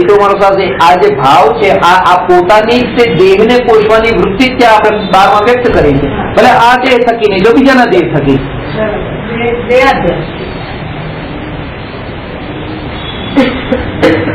એટલે આ એક્ઝામ્પલ કે મારો પેટમાં જલન થતી હોય, તમે મને એમ કહો કે તમે ડાયજીન લઈ લો એટલે તમે મારા માટે ડાયજીન નથી આપતા, તમારી અંદરની દશા બતાવો છો કે હું તો ભાઈ માંગી પડું છું, મને ડાયજીન લઈ લો. આ પોતાની જ દશા છે જે પોતાના ઉપર અપ્લાય કરતા હોય છે. બધાના ઉપર અપ્લાય કરવા માંગીએ છીએ, બધાના ઉપર એ જ અપ્લાય કરવા માંગીએ છીએ જે પોતાના ઉપર અપ્લાય કરતા હોય છે. અહીંયા તો એ કીધું કે સિદ્ધાંતે બધા ઉપર એક સરખા નથી કરવાના, કારણ કે પેશન્ટ બધા અલગ અલગ છે, દવાઓ બધાથી અલગ અલગ હોય. તમને જે સૂટ થઈ હોય બીજાને ન પણ થતી હોય, પણ આપણે ઘટિત કરવા માંગીએ છીએ કારણ કે આપણને ખબર નથી. આજે આ વાત મને સમજાઈ ગઈ, મારા પર ઘટિત થઈ, મને અનુભવમાં આવે. તમને જરૂરી કે આ અનુભવમાં તમને તો બીજે અનુભવમાં તમને બીજી દવા લાગુ પડે, બધાને અલગ અલગ દવા લાગુ પડે. બહુ સરસ લાગી છે તો આપણે પાણી આપીએ છીએ અને શું કહેવાય બરાબર છે. પાણી આપ્યું, તમારી નજરમાં એ દેખાયું કે એને સરસ લાગી છે, તમે પાણી આપ્યું અને આવો ભાવ તમે સહજ આવ્યો. પણ હવે તમે કેટલા ગૂંથાયા કે પાણી આપ્યા પછી એને તમને થેન્ક યુ કીધું કે નહીં કીધું. એને તમને કીધું તમારે આ બધી કરવાની શું જરૂર છે, તમે તમારા રસ્તે ચાલે જાવ ને. તમને આ બધા જે શબ્દ એના જે પછી એના જે રિએક્શન છે એના રિએક્શન થી તમારામાં શું રિએક્શન આવ્યું? આવો એક ભાવ આવ્યો ને, ખાસ ભાવ આવ્યો ને પછી પણ એ નહીં નથી રહેતું. એ જાણે થતું હોય બહુ સરળ પડતું હોય એ ધ્યાનથી બચે. બરાબર છે, એ ધ્યાનથી બચે, બરાબર છે. પાણીની પરબો બનાવો, ભોજનશાળાઓ બનાવડાવો, જેટલું થઈ શકે તમે કરો, પણ આના અંદર તમારી જડતા ન હોય છે કે આવું કરવું જ છે. એમ નહીં માની લેવાનું કે આનાથી ઊંચું કામ બીજું કોઈ નથી, એનાથી ઊંચું કામ એ છે પોતાનામાં લીન થવું. આપણે એમ માની બેઠા છીએ કે પ્યાસે કો પાણી પીલાને से बड़ा कोई काम नहीं है, भूखे को अन्न देने से कोई बड़ा काम नहीं है. અને પોતે એનાથી કાળથી પોતે કેવળ જ્ઞાન વગરનો તરસ્યો છે, વિતરાગતા વગરનો ભૂખ્યો છે, એ તો વિચારવામાં આવતું જ નથી. બીજાનું પાછું બરમાં જ રહે. અને આ તરસ ને ભૂખ એવી છે કે કોઈ બીજું પીવડાવને ખવડાવવા આવવાનું નથી, એ પોતે જ ખાવું પડે. પેલું તો કામ એવું છે કે તમે નહીં કરો તો કોઈ બીજો કરી લે, પણ આ જે પોતાનું જે છે પોતાનું કોણ કરે? એ તો પોતે જ કરવાનું છે. એટલા માટે તે જેના તમે જીવ મંદિરમાં દર્શન કરવા માટે જાઓ છો, એ સ્વાર્થીના તો દર્શન કરવા જાઓ છો, કે જે પોતાના આત્મા સિવાય કોઈનું કઈ કરવા જતા નથી, કોઈનું બુરું કરવા જતા નથી, ભલું કરવા જતા નથી, પોતાના આત્માના ધ્યાનમાં લીન છે. બસ એ શું મૂર્તિમાં તમે શું જોવો છો? કોઈને કઈ આપે એવો હાથ છે, હાથ લાંબો કર્યો હોય, કોઈ પછી માંગતા હોય એવો, એવી રીતે શરીરની સ્થિતિ છે? કઈ નથી. હાથ પર હાથ ધરેલા છે, પગ પર પગ છે, કઈ નહીં, પોતે પોતાનામાં સ્થિર છે. માનતા ભલે હોય કે કઈ દેખાતું હોય ભલે નજરમાં, ભગવાન તો હાથ પર હાથ ધરેલો હોય, પણ દેખાતું એમ કે કઈક આપી રહ્યા છે, આમ હાથમાં મુઠ્ઠી બંધ આપવાની તૈયારીમાં છે. હવે તો એક જણ આવો જ પ્રશ્ન કરે, હું ભગવાનને ધારું, ભગવાન કઈ કરે નહીં મારા માટે કે બીજા જગત માટે, શાસન પર તકલીફ આવે, ભગવાન કેવા, પછી હું શાના માટે પૂછવે નહીં? કોને કીધું ભજવાન તમને? કીધું પડે કે તમે એને ભજો, તમે પોતાને ભજો. પોતે અને એમને ભજવાનો ભાવ પણ જે આવ્યો અત્યારે આ ભૂમિકામાં પણ, કે ભગવાનની ભક્તિનો, ભગવાનની પૂજાનો, ભગવાનના દર્શનનો, પ્રાર્થનાનો, આ બધા ભાવ આ ભૂમિકામાં આવે. પણ એનાથી ઊંચું કામ બીજું કોઈ નથી, એ માનીને ન આવવા જોઈએ, અને જ્ઞાની નથી આવતા. કારણ કે પોતાના આત્માથી મહાન આ જગતમાં બીજું કઈ નથી. પોતાની તો કદર કરો બસ, બીજાની તો પછી. પોતે મહાન છે, અને પોતે પર્યાયથી મહાન નહીં, કારણ કે પછી પછી રડવું પડશે. મારી પાસે આટલી તિજોરીમાં છે એટલે હું મહાન એમ નહીં, કારણ કે એ તો વ્યય થવાનું છે. હું ત્રિકાળી શુદ્ધ પરમાત્મા કે જે ક્યારેય પણ પરિણમતો નથી, એવો એવો રહેવાનો છે, એટલે ક્યારેય રડવાનો થવાનો નથી. એ સ્થિતિ નહીં આવે કે રડવું પડશે, કારણ કે ત્રિકાળ હું આ છું. ત્રિકાળીમાં એકત્વ કરાવે છે. કારણ કે ઓળખાણ કરવાની જે દ્રષ્ટિ છે એ બહારથી છે, અંદરની આપણી દ્રષ્ટિ બહાર ઉપર છે. એટલે આપણે ઓળખાણ જે કંઈ પણ કરશું કે આ જ્ઞાની, આ ત્યાગી, આ તપસ્વી,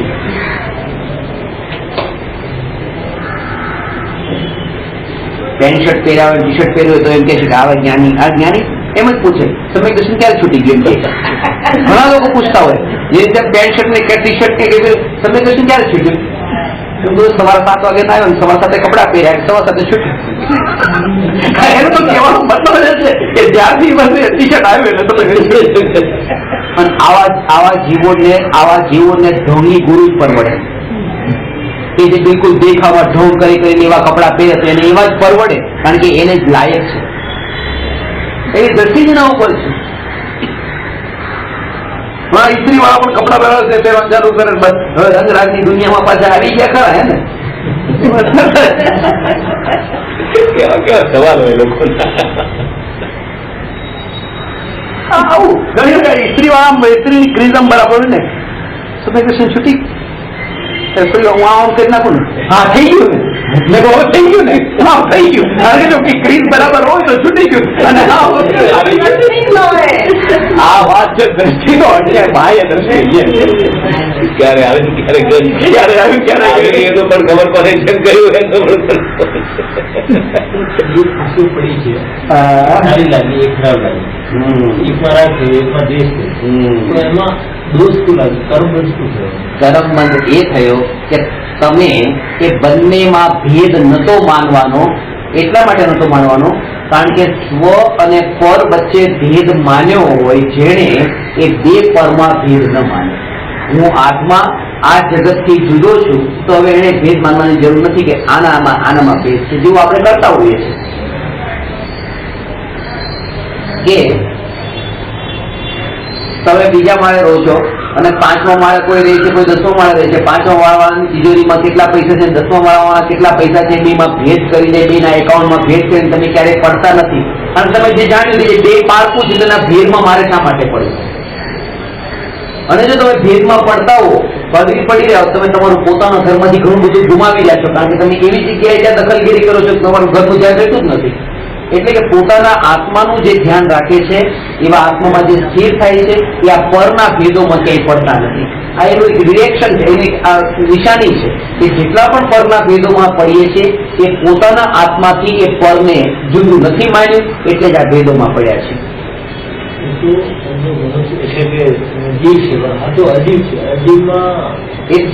બધા સ્પર અને સ્વની વાત છે, જીવની વાત નથી. Self and other. પછી અધર્સમાં તમારો જીવ પણ હોય, ત્યાં ખુરશી પણ હોય, કાદવ કીચડ પણ હોય, રત્ન હોય, બધું એક કેટેગરીમાં જશે. અહીં સુધી પછી આ કેવું તમને થોડુંક અજબ નહીં થાય કે પછી મહાવીર ભગવાન હોય, એટલે અજબ નહીં થાય. કીચડ સાથે બોલ્યો ને એટલે કે બધું પર પછી તો કીડો ભગવાન બધું કમ્પેરિઝન કરો કે હવે ખબર પડે કે કેવી રીતે કરો છો તમે. કરવા તૈયાર છે પણ થોડું આગું નામ રાખો. કીડો ના વચ્ચે કઈક બીજા બે મનુષ્યને રાખો, ડાયરેક્ટ કીડાથી. પરની કેટેગરી બધા આવી ગયા. અને દ્રષ્ટિ જે છે ને, આ દ્રષ્ટિ બાર ઉપર છે એટલા માટે જ તે ઓળખાણની નિશાની. આપણે બહારના રૂપ રંગ એને એક ડોક્ટર પિતા પોતાના પુત્રને લઈને એકવાર વિઝિટ પર જાય છે, કોઈ પેશન્ટને જોવા જાય છે, અને એ વૈદ હતા. આ ડોક્ટર વૈદ જે નાડી હાથમાં લઈ નાડી પકડીને બતાવી દેતા કે તમે આમ છે, આમ છે, આમ છે. છેલ્લી ઘડી હતી, જવાનો સમય થઈ ગયો હતો, એટલે એની ઈચ્છા હતી મારા દીકરાને પણ સાથે લઈને જાઓ, કંઈક શીખે. તો ત્યાં જઈને દર્દી નાડી પકડીને એ પિતાએ એને બધું કીધું કે બસ કેળા ખાવાનું ઓછું કરી દો, કારણ કે આ કેળાના કારણે તમને આ થોડી તબિયત ખરાબ થઈ છે, કફ જમા થઈ ગયો છે, આ તે બધું બતાવ્યું. બહાર આવ્યા દીકરાએ પછી પપ્પાને પૂછ્યું કે પપ્પા આ નાડીમાં કેળા કેવી રીતે દેખાઈ ગયા? એટલે કે બેટા ખાલી નાડી તો જોવાની આમ ખાલી હોય, પણ ખાલી નાડી ન જોવાની હોય, આજુબાજુમાં પણ જોવાનું હોય. ખાટા નીચે જોયું તો છાલો કેટલી કેળાની પડી ગઈ, આ બધું જોવાનું હોય સાથે, ખાલી નાડી નથી જોવાની હોતી.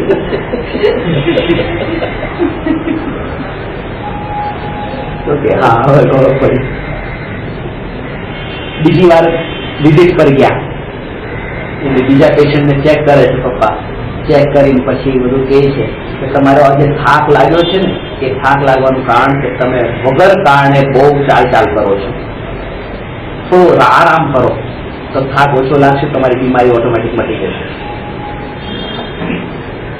પાછા બહાર આવ્યા એટલે પછી છોકરાએ પપ્પાને પૂછ્યું, પપ્પા આયા તો હવે કઈ એવું દેખાતું નતું, કઈ નહીં જોયું, કઈ હતું ને? તો કીધું જોયું નહીં, ત્યાં દરવાજા પર તેના ચંપલ નહીં જોયા કેટલા ઘસાઈ ગયા, એનાથી ખબર ન પડે કેટલો ચાલતો હશે. એ ખાલી નાડી નથી તપાસવાની, આ બધું બહારનું પણ જોવાનું.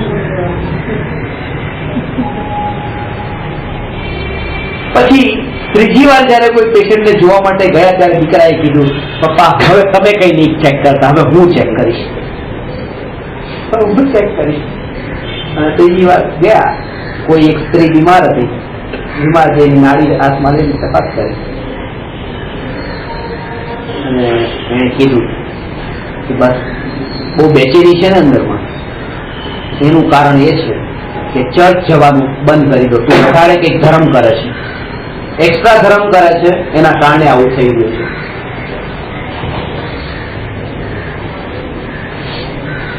તો એને આશ્ચર્ય થયું અને એને સ્વીકાર પણ કર્યું, હા હું આ કરું તો છું, ચર્ચમાં જાઉં છું, વધારે પડતો ધર્મ પણ કરું છું, બસ આ બંધ કરી દે. કારણ કે આ બેચેનીનું કારણ એ છે. બહાર આવ્યા તો પપ્પાએ પછી દીકરાને પૂછ્યું, બેટા આ તો તે ગજબ કરી દીધો, મારો કોઈ પેશન્ટ તો માનવાય તૈયાર નતો, આને તો હા પણ પાડી દીધી, અને પછી વધારે ધર્મ પાછું, અને એ ધર્મની ના પાડી. ધર્મ કરતા ધર્મની ના પાડતું તો ઝેર જેવું લાગે. આ તને કેવી રીતે ખબર પડી કે વધારે પડતો ધર્મ કરે છે, વધારે પડતી ચર્ચમાં જાય છે? તો કે પપ્પા તમે જોયું નહીં, ખાટલાની નીચે પેલો પાદરી સૂતેલો સંતાયેલો હતો, આજે સંતાઈ ગયો તો, છુપાઈ ગયો તો, એના ઉપરથી ખબર પડી કે ચર્ચના ચક્કર વધારે લગાવે છે. એને ના કીધું, એને ઓળખાણ તો કરી દીધી બહારના લક્ષણથી, પણ એનો દીકરો એ વૈધ ન બની શક્યો. એનું મૂળ કારણ એટલું હતું કે એને જેટલી પણ ઓળખાણ જે શીખી હતી એ બધી બહારના લક્ષણોથી શીખી. અંદરનું પણ એક મૂળ લક્ષણ જે નાડી વાળું તો શીખ્યું જ નતું, એ વૈધ ન બની શક્યું. આ એના જેવી વાત છે કે જ્ઞાની થવા માટે ખાલી એકલા બહારના લક્ષણોથી જે જ્ઞાની થવાનો પ્રયાસ કરે છે, એનાથી ઓળખાણ કરે છે, એ જ્ઞાનીને ઓળખી પણ ન થઈ શકે ને જ્ઞાની થઈ પણ ન શકે. એ અંદરમાં કંઈક એવું છે કે જે જ્ઞાનીની નિશાની છે, એ નિશાની જે છે એ આ છે કે જાણવા રૂપે પરિણમીને પણ જાણવા રૂપે ટકી રહેનાર તે જ્ઞાયક તે હું છું. આ જાગૃતિ જેને અંતરમાં છે તે જ્ઞાની છે. આ જાગૃતિ અંતરમાં છે તે જ્ઞાની છે. અને સાથે બહારમાં પેરેલલી એ શરીરની ક્રિયા ચાલતી રહેતી હોય. આ સાધના અને એટલા માટે સાધના 24 કલાકની છે. સાધના માટે બેસવો જ નથી. સાધના 24 કલાકની છે.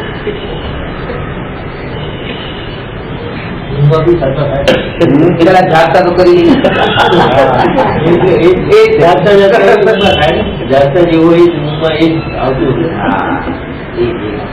આજે વાત કરી છે, શરૂઆતમાં વાત કરી થોડા મોડા હતા. હું રોજ મોડો નથી આવતો, ખાલી ગઈકાલે જ મોડો હતો. તમને આજે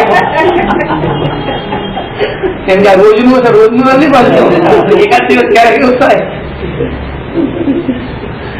આ વાત છે કે જાગતા જે છે, જાગતા જેને જાગૃતિ એને ઊંઘમાં પણ જાગૃતિ. કારણ કે જાગતા પણ જે અંતરમાં જે ધારા ચાલતી હતી, અંદર ઊંઘમાં જે સૂક્ષ્મ વિકલ્પો છે, સૂક્ષ્મ વિકલ્પો બીજું કઈ નથી. આ પોતાનો પડછાયો છે, પોતાના દિવસમાં જે હતું એનો આ પડછાયો છે, રાતના વિકલ્પો. હવે પોતે જ તે દિવસમાં એ રૂપે નતા તો પડછાયો પણ એવો જ પડશે, પ્રતિબિંબ પણ એવું જ પડશે. એનું જ રિફ્લેક્શન છે. ઊંઘના વિકલ્પો એનું રિફ્લેક્શન છે. અને એની પછી દોડવાનું નથી, કોઈ પોતાના પડછાયને પકડવા દોડવાનું નથી, પડછાયને કઈ ઠીક કરવા માટે કઈ કરવાનું નથી, કશું જ કરવાનું નથી, કશું કરવાનું નથી. બસ પોતે અહીંયા પોતે પોતામાં પલટાવ આવી જાય તો પડછાયો ઓટોમેટિક પલટાઈ જશે, પ્રતિબિંબો ઓટોમેટિક રૂપ બદલાઈ જશે. બસ દિવસના જે વિકલ્પો છે એમાં પરિવર્તન આવે, રાત્રિના વિકલ્પો ઓટોમેટિક પલટાઈ જશે. એનું પ્રતિબિંબ હતું, એમાં કઈ ટ્રીટમેન્ટ નથી કરવાની. ટ્રીટમેન્ટ જ્યાં કરવાની હતી ત્યાં કરતા નથી, અને ઊંઘમાં ટ્રીટમેન્ટ ચાલુ કરી, ઊંઘની સાધના બતાવો એ બરાબર છે. ભાવ પણ એ ઊંઘમાં પણ રહે છે. અને એટલા માટે કે ઊંઘમાં જ્ઞાન એક્ટિવ છે, ઊંઘમાં રાગ દ્વેષ થાય છે. કારણ કે ઊંઘી જવાથી રાગ દ્વેષ ને કશાય ન થતા હોત તો ઊંઘીને જ મોક્ષ થઈ જાય, કારણ કે વિતરાગતા થઈ જાય. પણ ત્યારે બચવાનો પણ ઉપાય નથી. અહીંયા તો જાગતા હતા ત્યારે પ્રવચન સાંભળીને, વાંચીને, વિચારીને એ ચાન્સ પણ હતા, ત્યાં તો એ પણ ચાન્સ ન રહ્યા સાંભળવાના.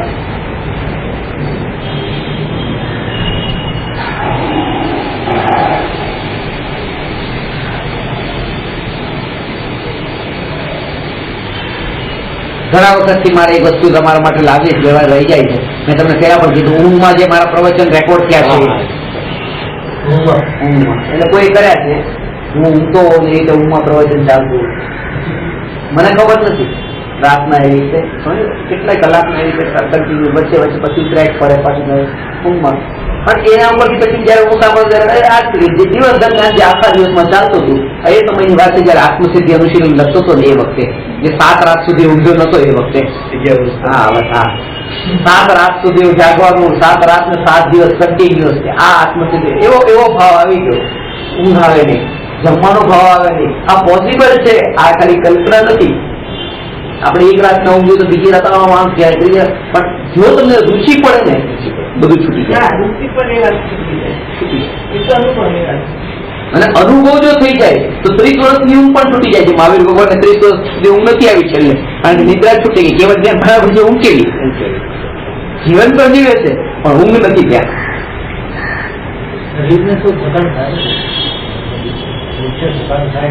શરીરને થકાન થાય, શરીરને થકાન થાય, પણ એ મહાવીર ભગવાનની 30 વર્ષ માટે હું નથી આવી એટલે મારા 30 વર્ષ તો ન રહ્યો, ખાલી 7 દિવસમાં પછી થાક લાગી. ભૂમિકા છે. તમારા માનો 7 દિવસમાં ચાલે તો ઉંમર થઈ ગઈ તો 2 દિવસ સુધી. પણ કહેવાનો અર્થ એ કે આપણે એ શરીરની થકાન સિવાય પણ કેટલાય અંદરની આદતથી આપણે ગુલામ બની ગયા છીએ કે ના ઊંઘું જ છે. વિચાર કરી હા બધા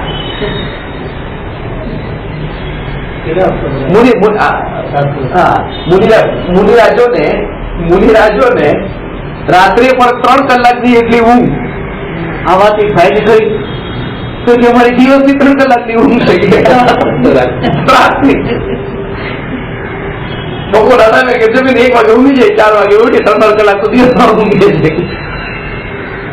વાત એ છે કારણ કે જાગૃતિ અંતરમાં એટલી હોય ને, ઊંઘમાં પણ જાગૃતિ રહી છે, પણ એ એટલું અંદર બેહોશ નથી થવાતું. બેહોશ થવા માટે પણ સ્વભાવથી દૂર જવું જરૂરી છે. ભોગોને ભોગવવા હોય તો તમારે આત્માથી દૂર થવું જરૂરી છે. અને એટલા માટે જ્ઞાની ભોગ ભોગવતા નથી, કારણ કે આત્માથી દૂર નથી, આત્માથી નજીક જ છે. એટલા માટે જ્ઞાની ભોગ ભોગવતા નથી, ભોગને જાણે છે, ભોગવતા નથી. ભોગવવા માટે તો સ્વભાવથી દૂર થવું જરૂરી છે.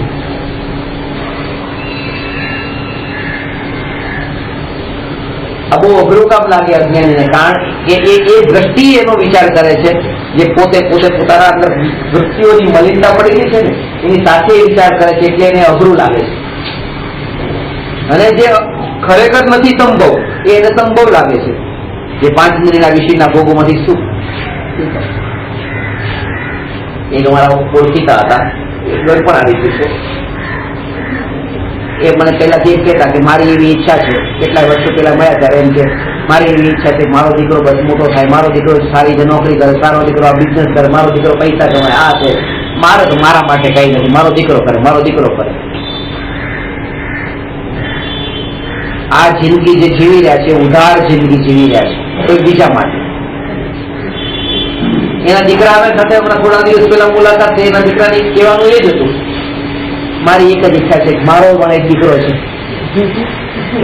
એ ભણે ગણે મોટો થાય. આજ સુધી કોઈ બાપાની એ ઈચ્છા પૂરી નથી થઈ કે દીકરો આ, કારણ કે આપણા બાપ દાદાઓએ પણ આ કર્યું હતું, પણ એટલું પોતે કઈ ને કઈ પૂર્તિ કરી શક્યા. આપણે બીજાની પૂર્તિ આનું આમ કરું, આનું આમ કરું, આનું આમ કરું, એ જે વિકલ્પો પોતાનું ઘણું બધું ગુમાવી દઈએ છીએ, જેને આપણે પાછો પોતાનો વ્યવહાર કહેતા હોઈએ છીએ. અને એ વ્યવહારનો શરીરમાંથી આ દેહ છૂટે ત્યાં સુધી પણ એનો એન્ડ નથી આવતો. હજી તો કરવું પડે. ઘરમાં રહેતા હોય તો બધું કરવું પડે, વ્યવહારમાં કરવું પડે. ક્યારે મળશું ક્યારે? એટલા માટે એકવાર એ મર્યા પેલા એકવાર મરી જાઓ. શરીરથી જે દેહ છૂટે એ મર્યા પેલા ભાવથી એકવાર મરી જાઓ. એની એક વિધિ છે મરવાની, શીખી લો.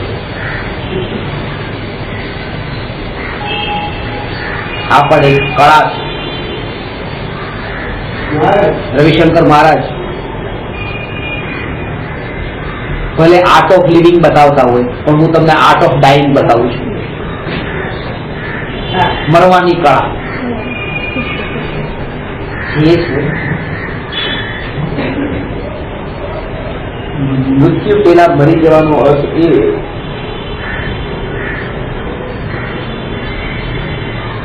એરિસ્ટોટલે કીધું છે કે આ દુનિયામાં જેટલા ધર્મ ચાલે છે એ એટલે ચાલે છે કારણ કે મૃત્યુ છે.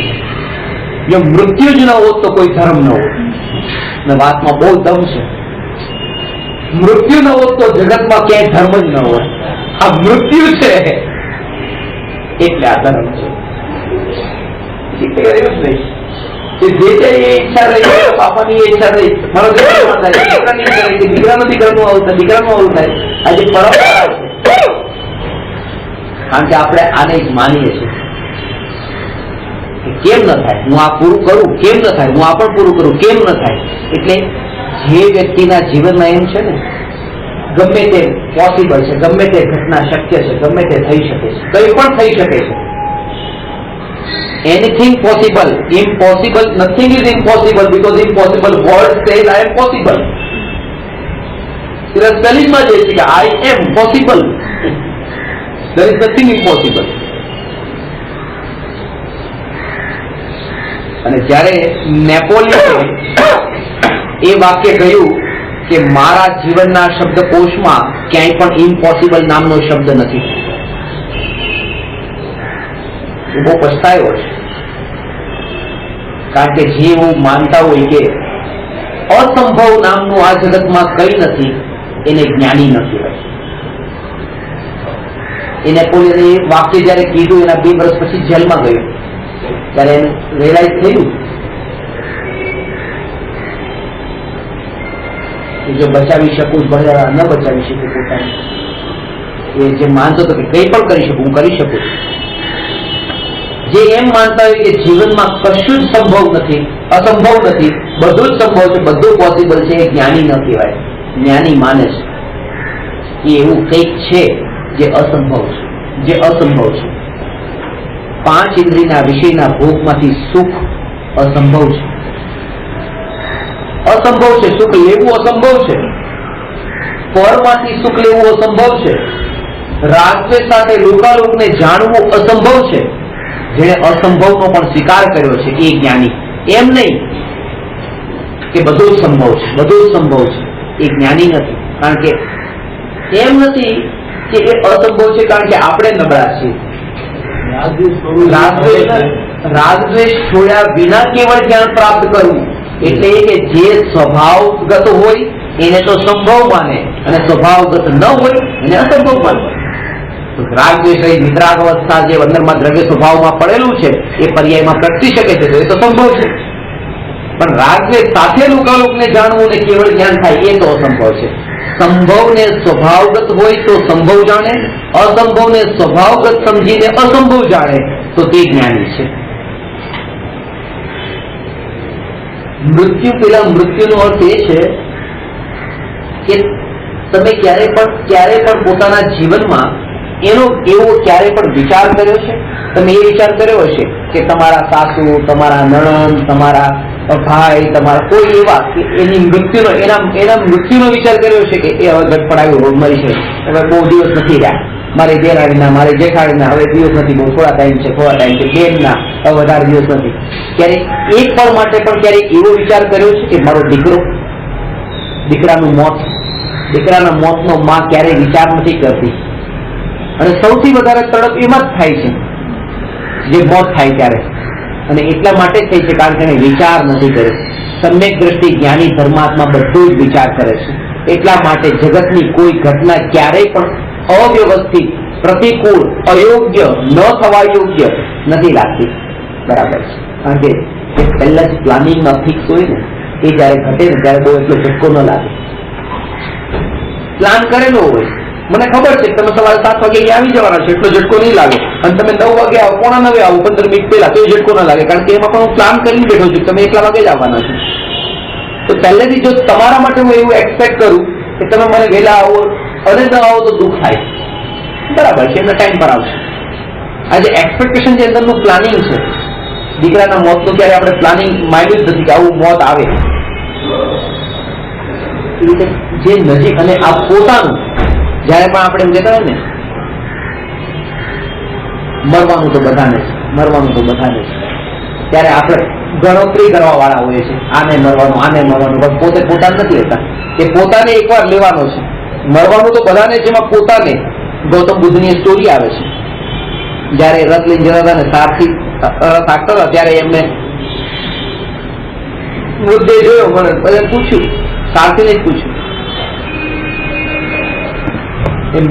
મૃતદેહ જોયો, કોઈને મરેલાને જોયો, સારથીને પૂછી દે, સારથી કે શું બધાએ એક દિવસ મરવાનું છે?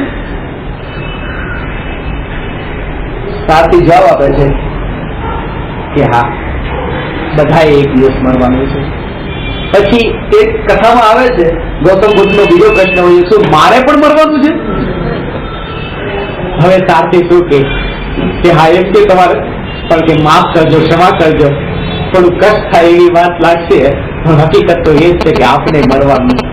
ત્યારે પછી કહે છે તો હવે રથ પાછો વાળી લો, હવે આ બધી જંગમાં નથી જવું. કે આ કથાની પાછળનો એ છે કે એક વાત એ તમને આગળ એક મોત નથી દેખાણું ને એટલા માટે તે આવી રીતે બસ પાગલ ઘેરાની જેમ બિલકુલ જાગૃતિ વગર જેમ જિંદગી જીવાય તેમ જીવતા રહો. એકવાર મોત દેખાય તો પાછો વળી શકે, પણ દેખાતું નથી. અને એને ઉંમર સાથે કોઈ ફરક નથી પડતો કે 80 વર્ષે દેખાય 90 વર્ષે દેખાય. જો અંતરમાં સ્વભાવની અનુભૂતિ થઈ ગઈ તો એને નાની ઉંમર હોય તો પણ દેખાય છે. નાની ઉંમર, કારણ કે એ ઉંમરથી એનો કોઈ ફરક નથી પડતો. અમેરિકામાં તો જોઈએ, હવે ભારતમાં પણ 80 વર્ષ 90 વર્ષના પણ હોય, હાડકાઓ દેખાતા હોય, બિલકુલ શરીર એવું શિથિલ થઈ ગયું છે. કોઈ 80 વર્ષની બુડી આમ લિપસ્ટિક કરશે, એટલું બરાબર, થોડી પણ ઢેળાય નહીં, થોડી પણ આગળ પાછળ મેકઅપ, આ બધું કઈ નથી. એટલા હાડકા બધા ચોખ્ખા દેખાય છે, પણ તોય તે જરૂર નથી કે ઉંમર થતા એ વૈરાગ્ય પ્રગટે. કારણ કે અંદરમાં સ્વભાવ આત્માનો આશ્રય ન હોય તો એ ભાવ અંદરનો વિકાર છૂટે કેવી રીતે? સ્વભાવના આશ્રય વિના કોઈ પણ વિકાર છૂટવો અસંભવ છે. એ અસંભવ છે. જગતમાં બધું સંભવ નથી, આ અસંભવ છે.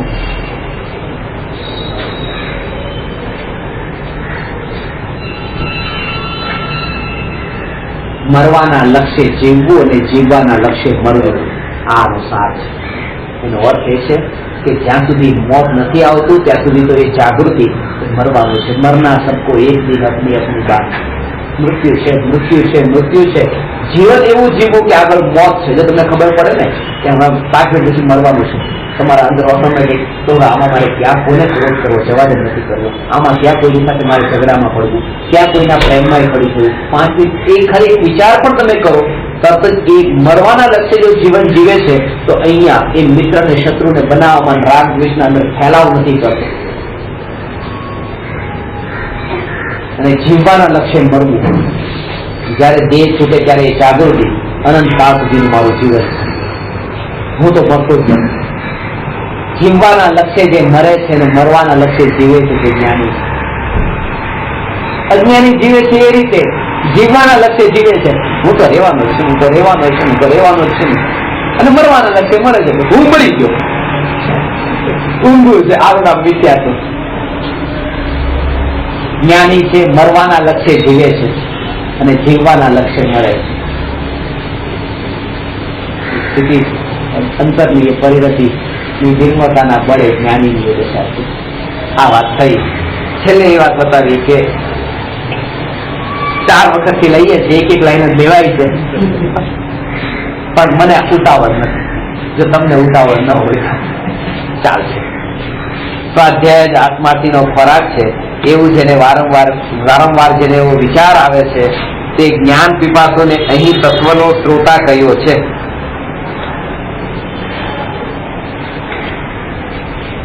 એ વાત અહીંયા વિશેષ લઈશું, યાદ કરો.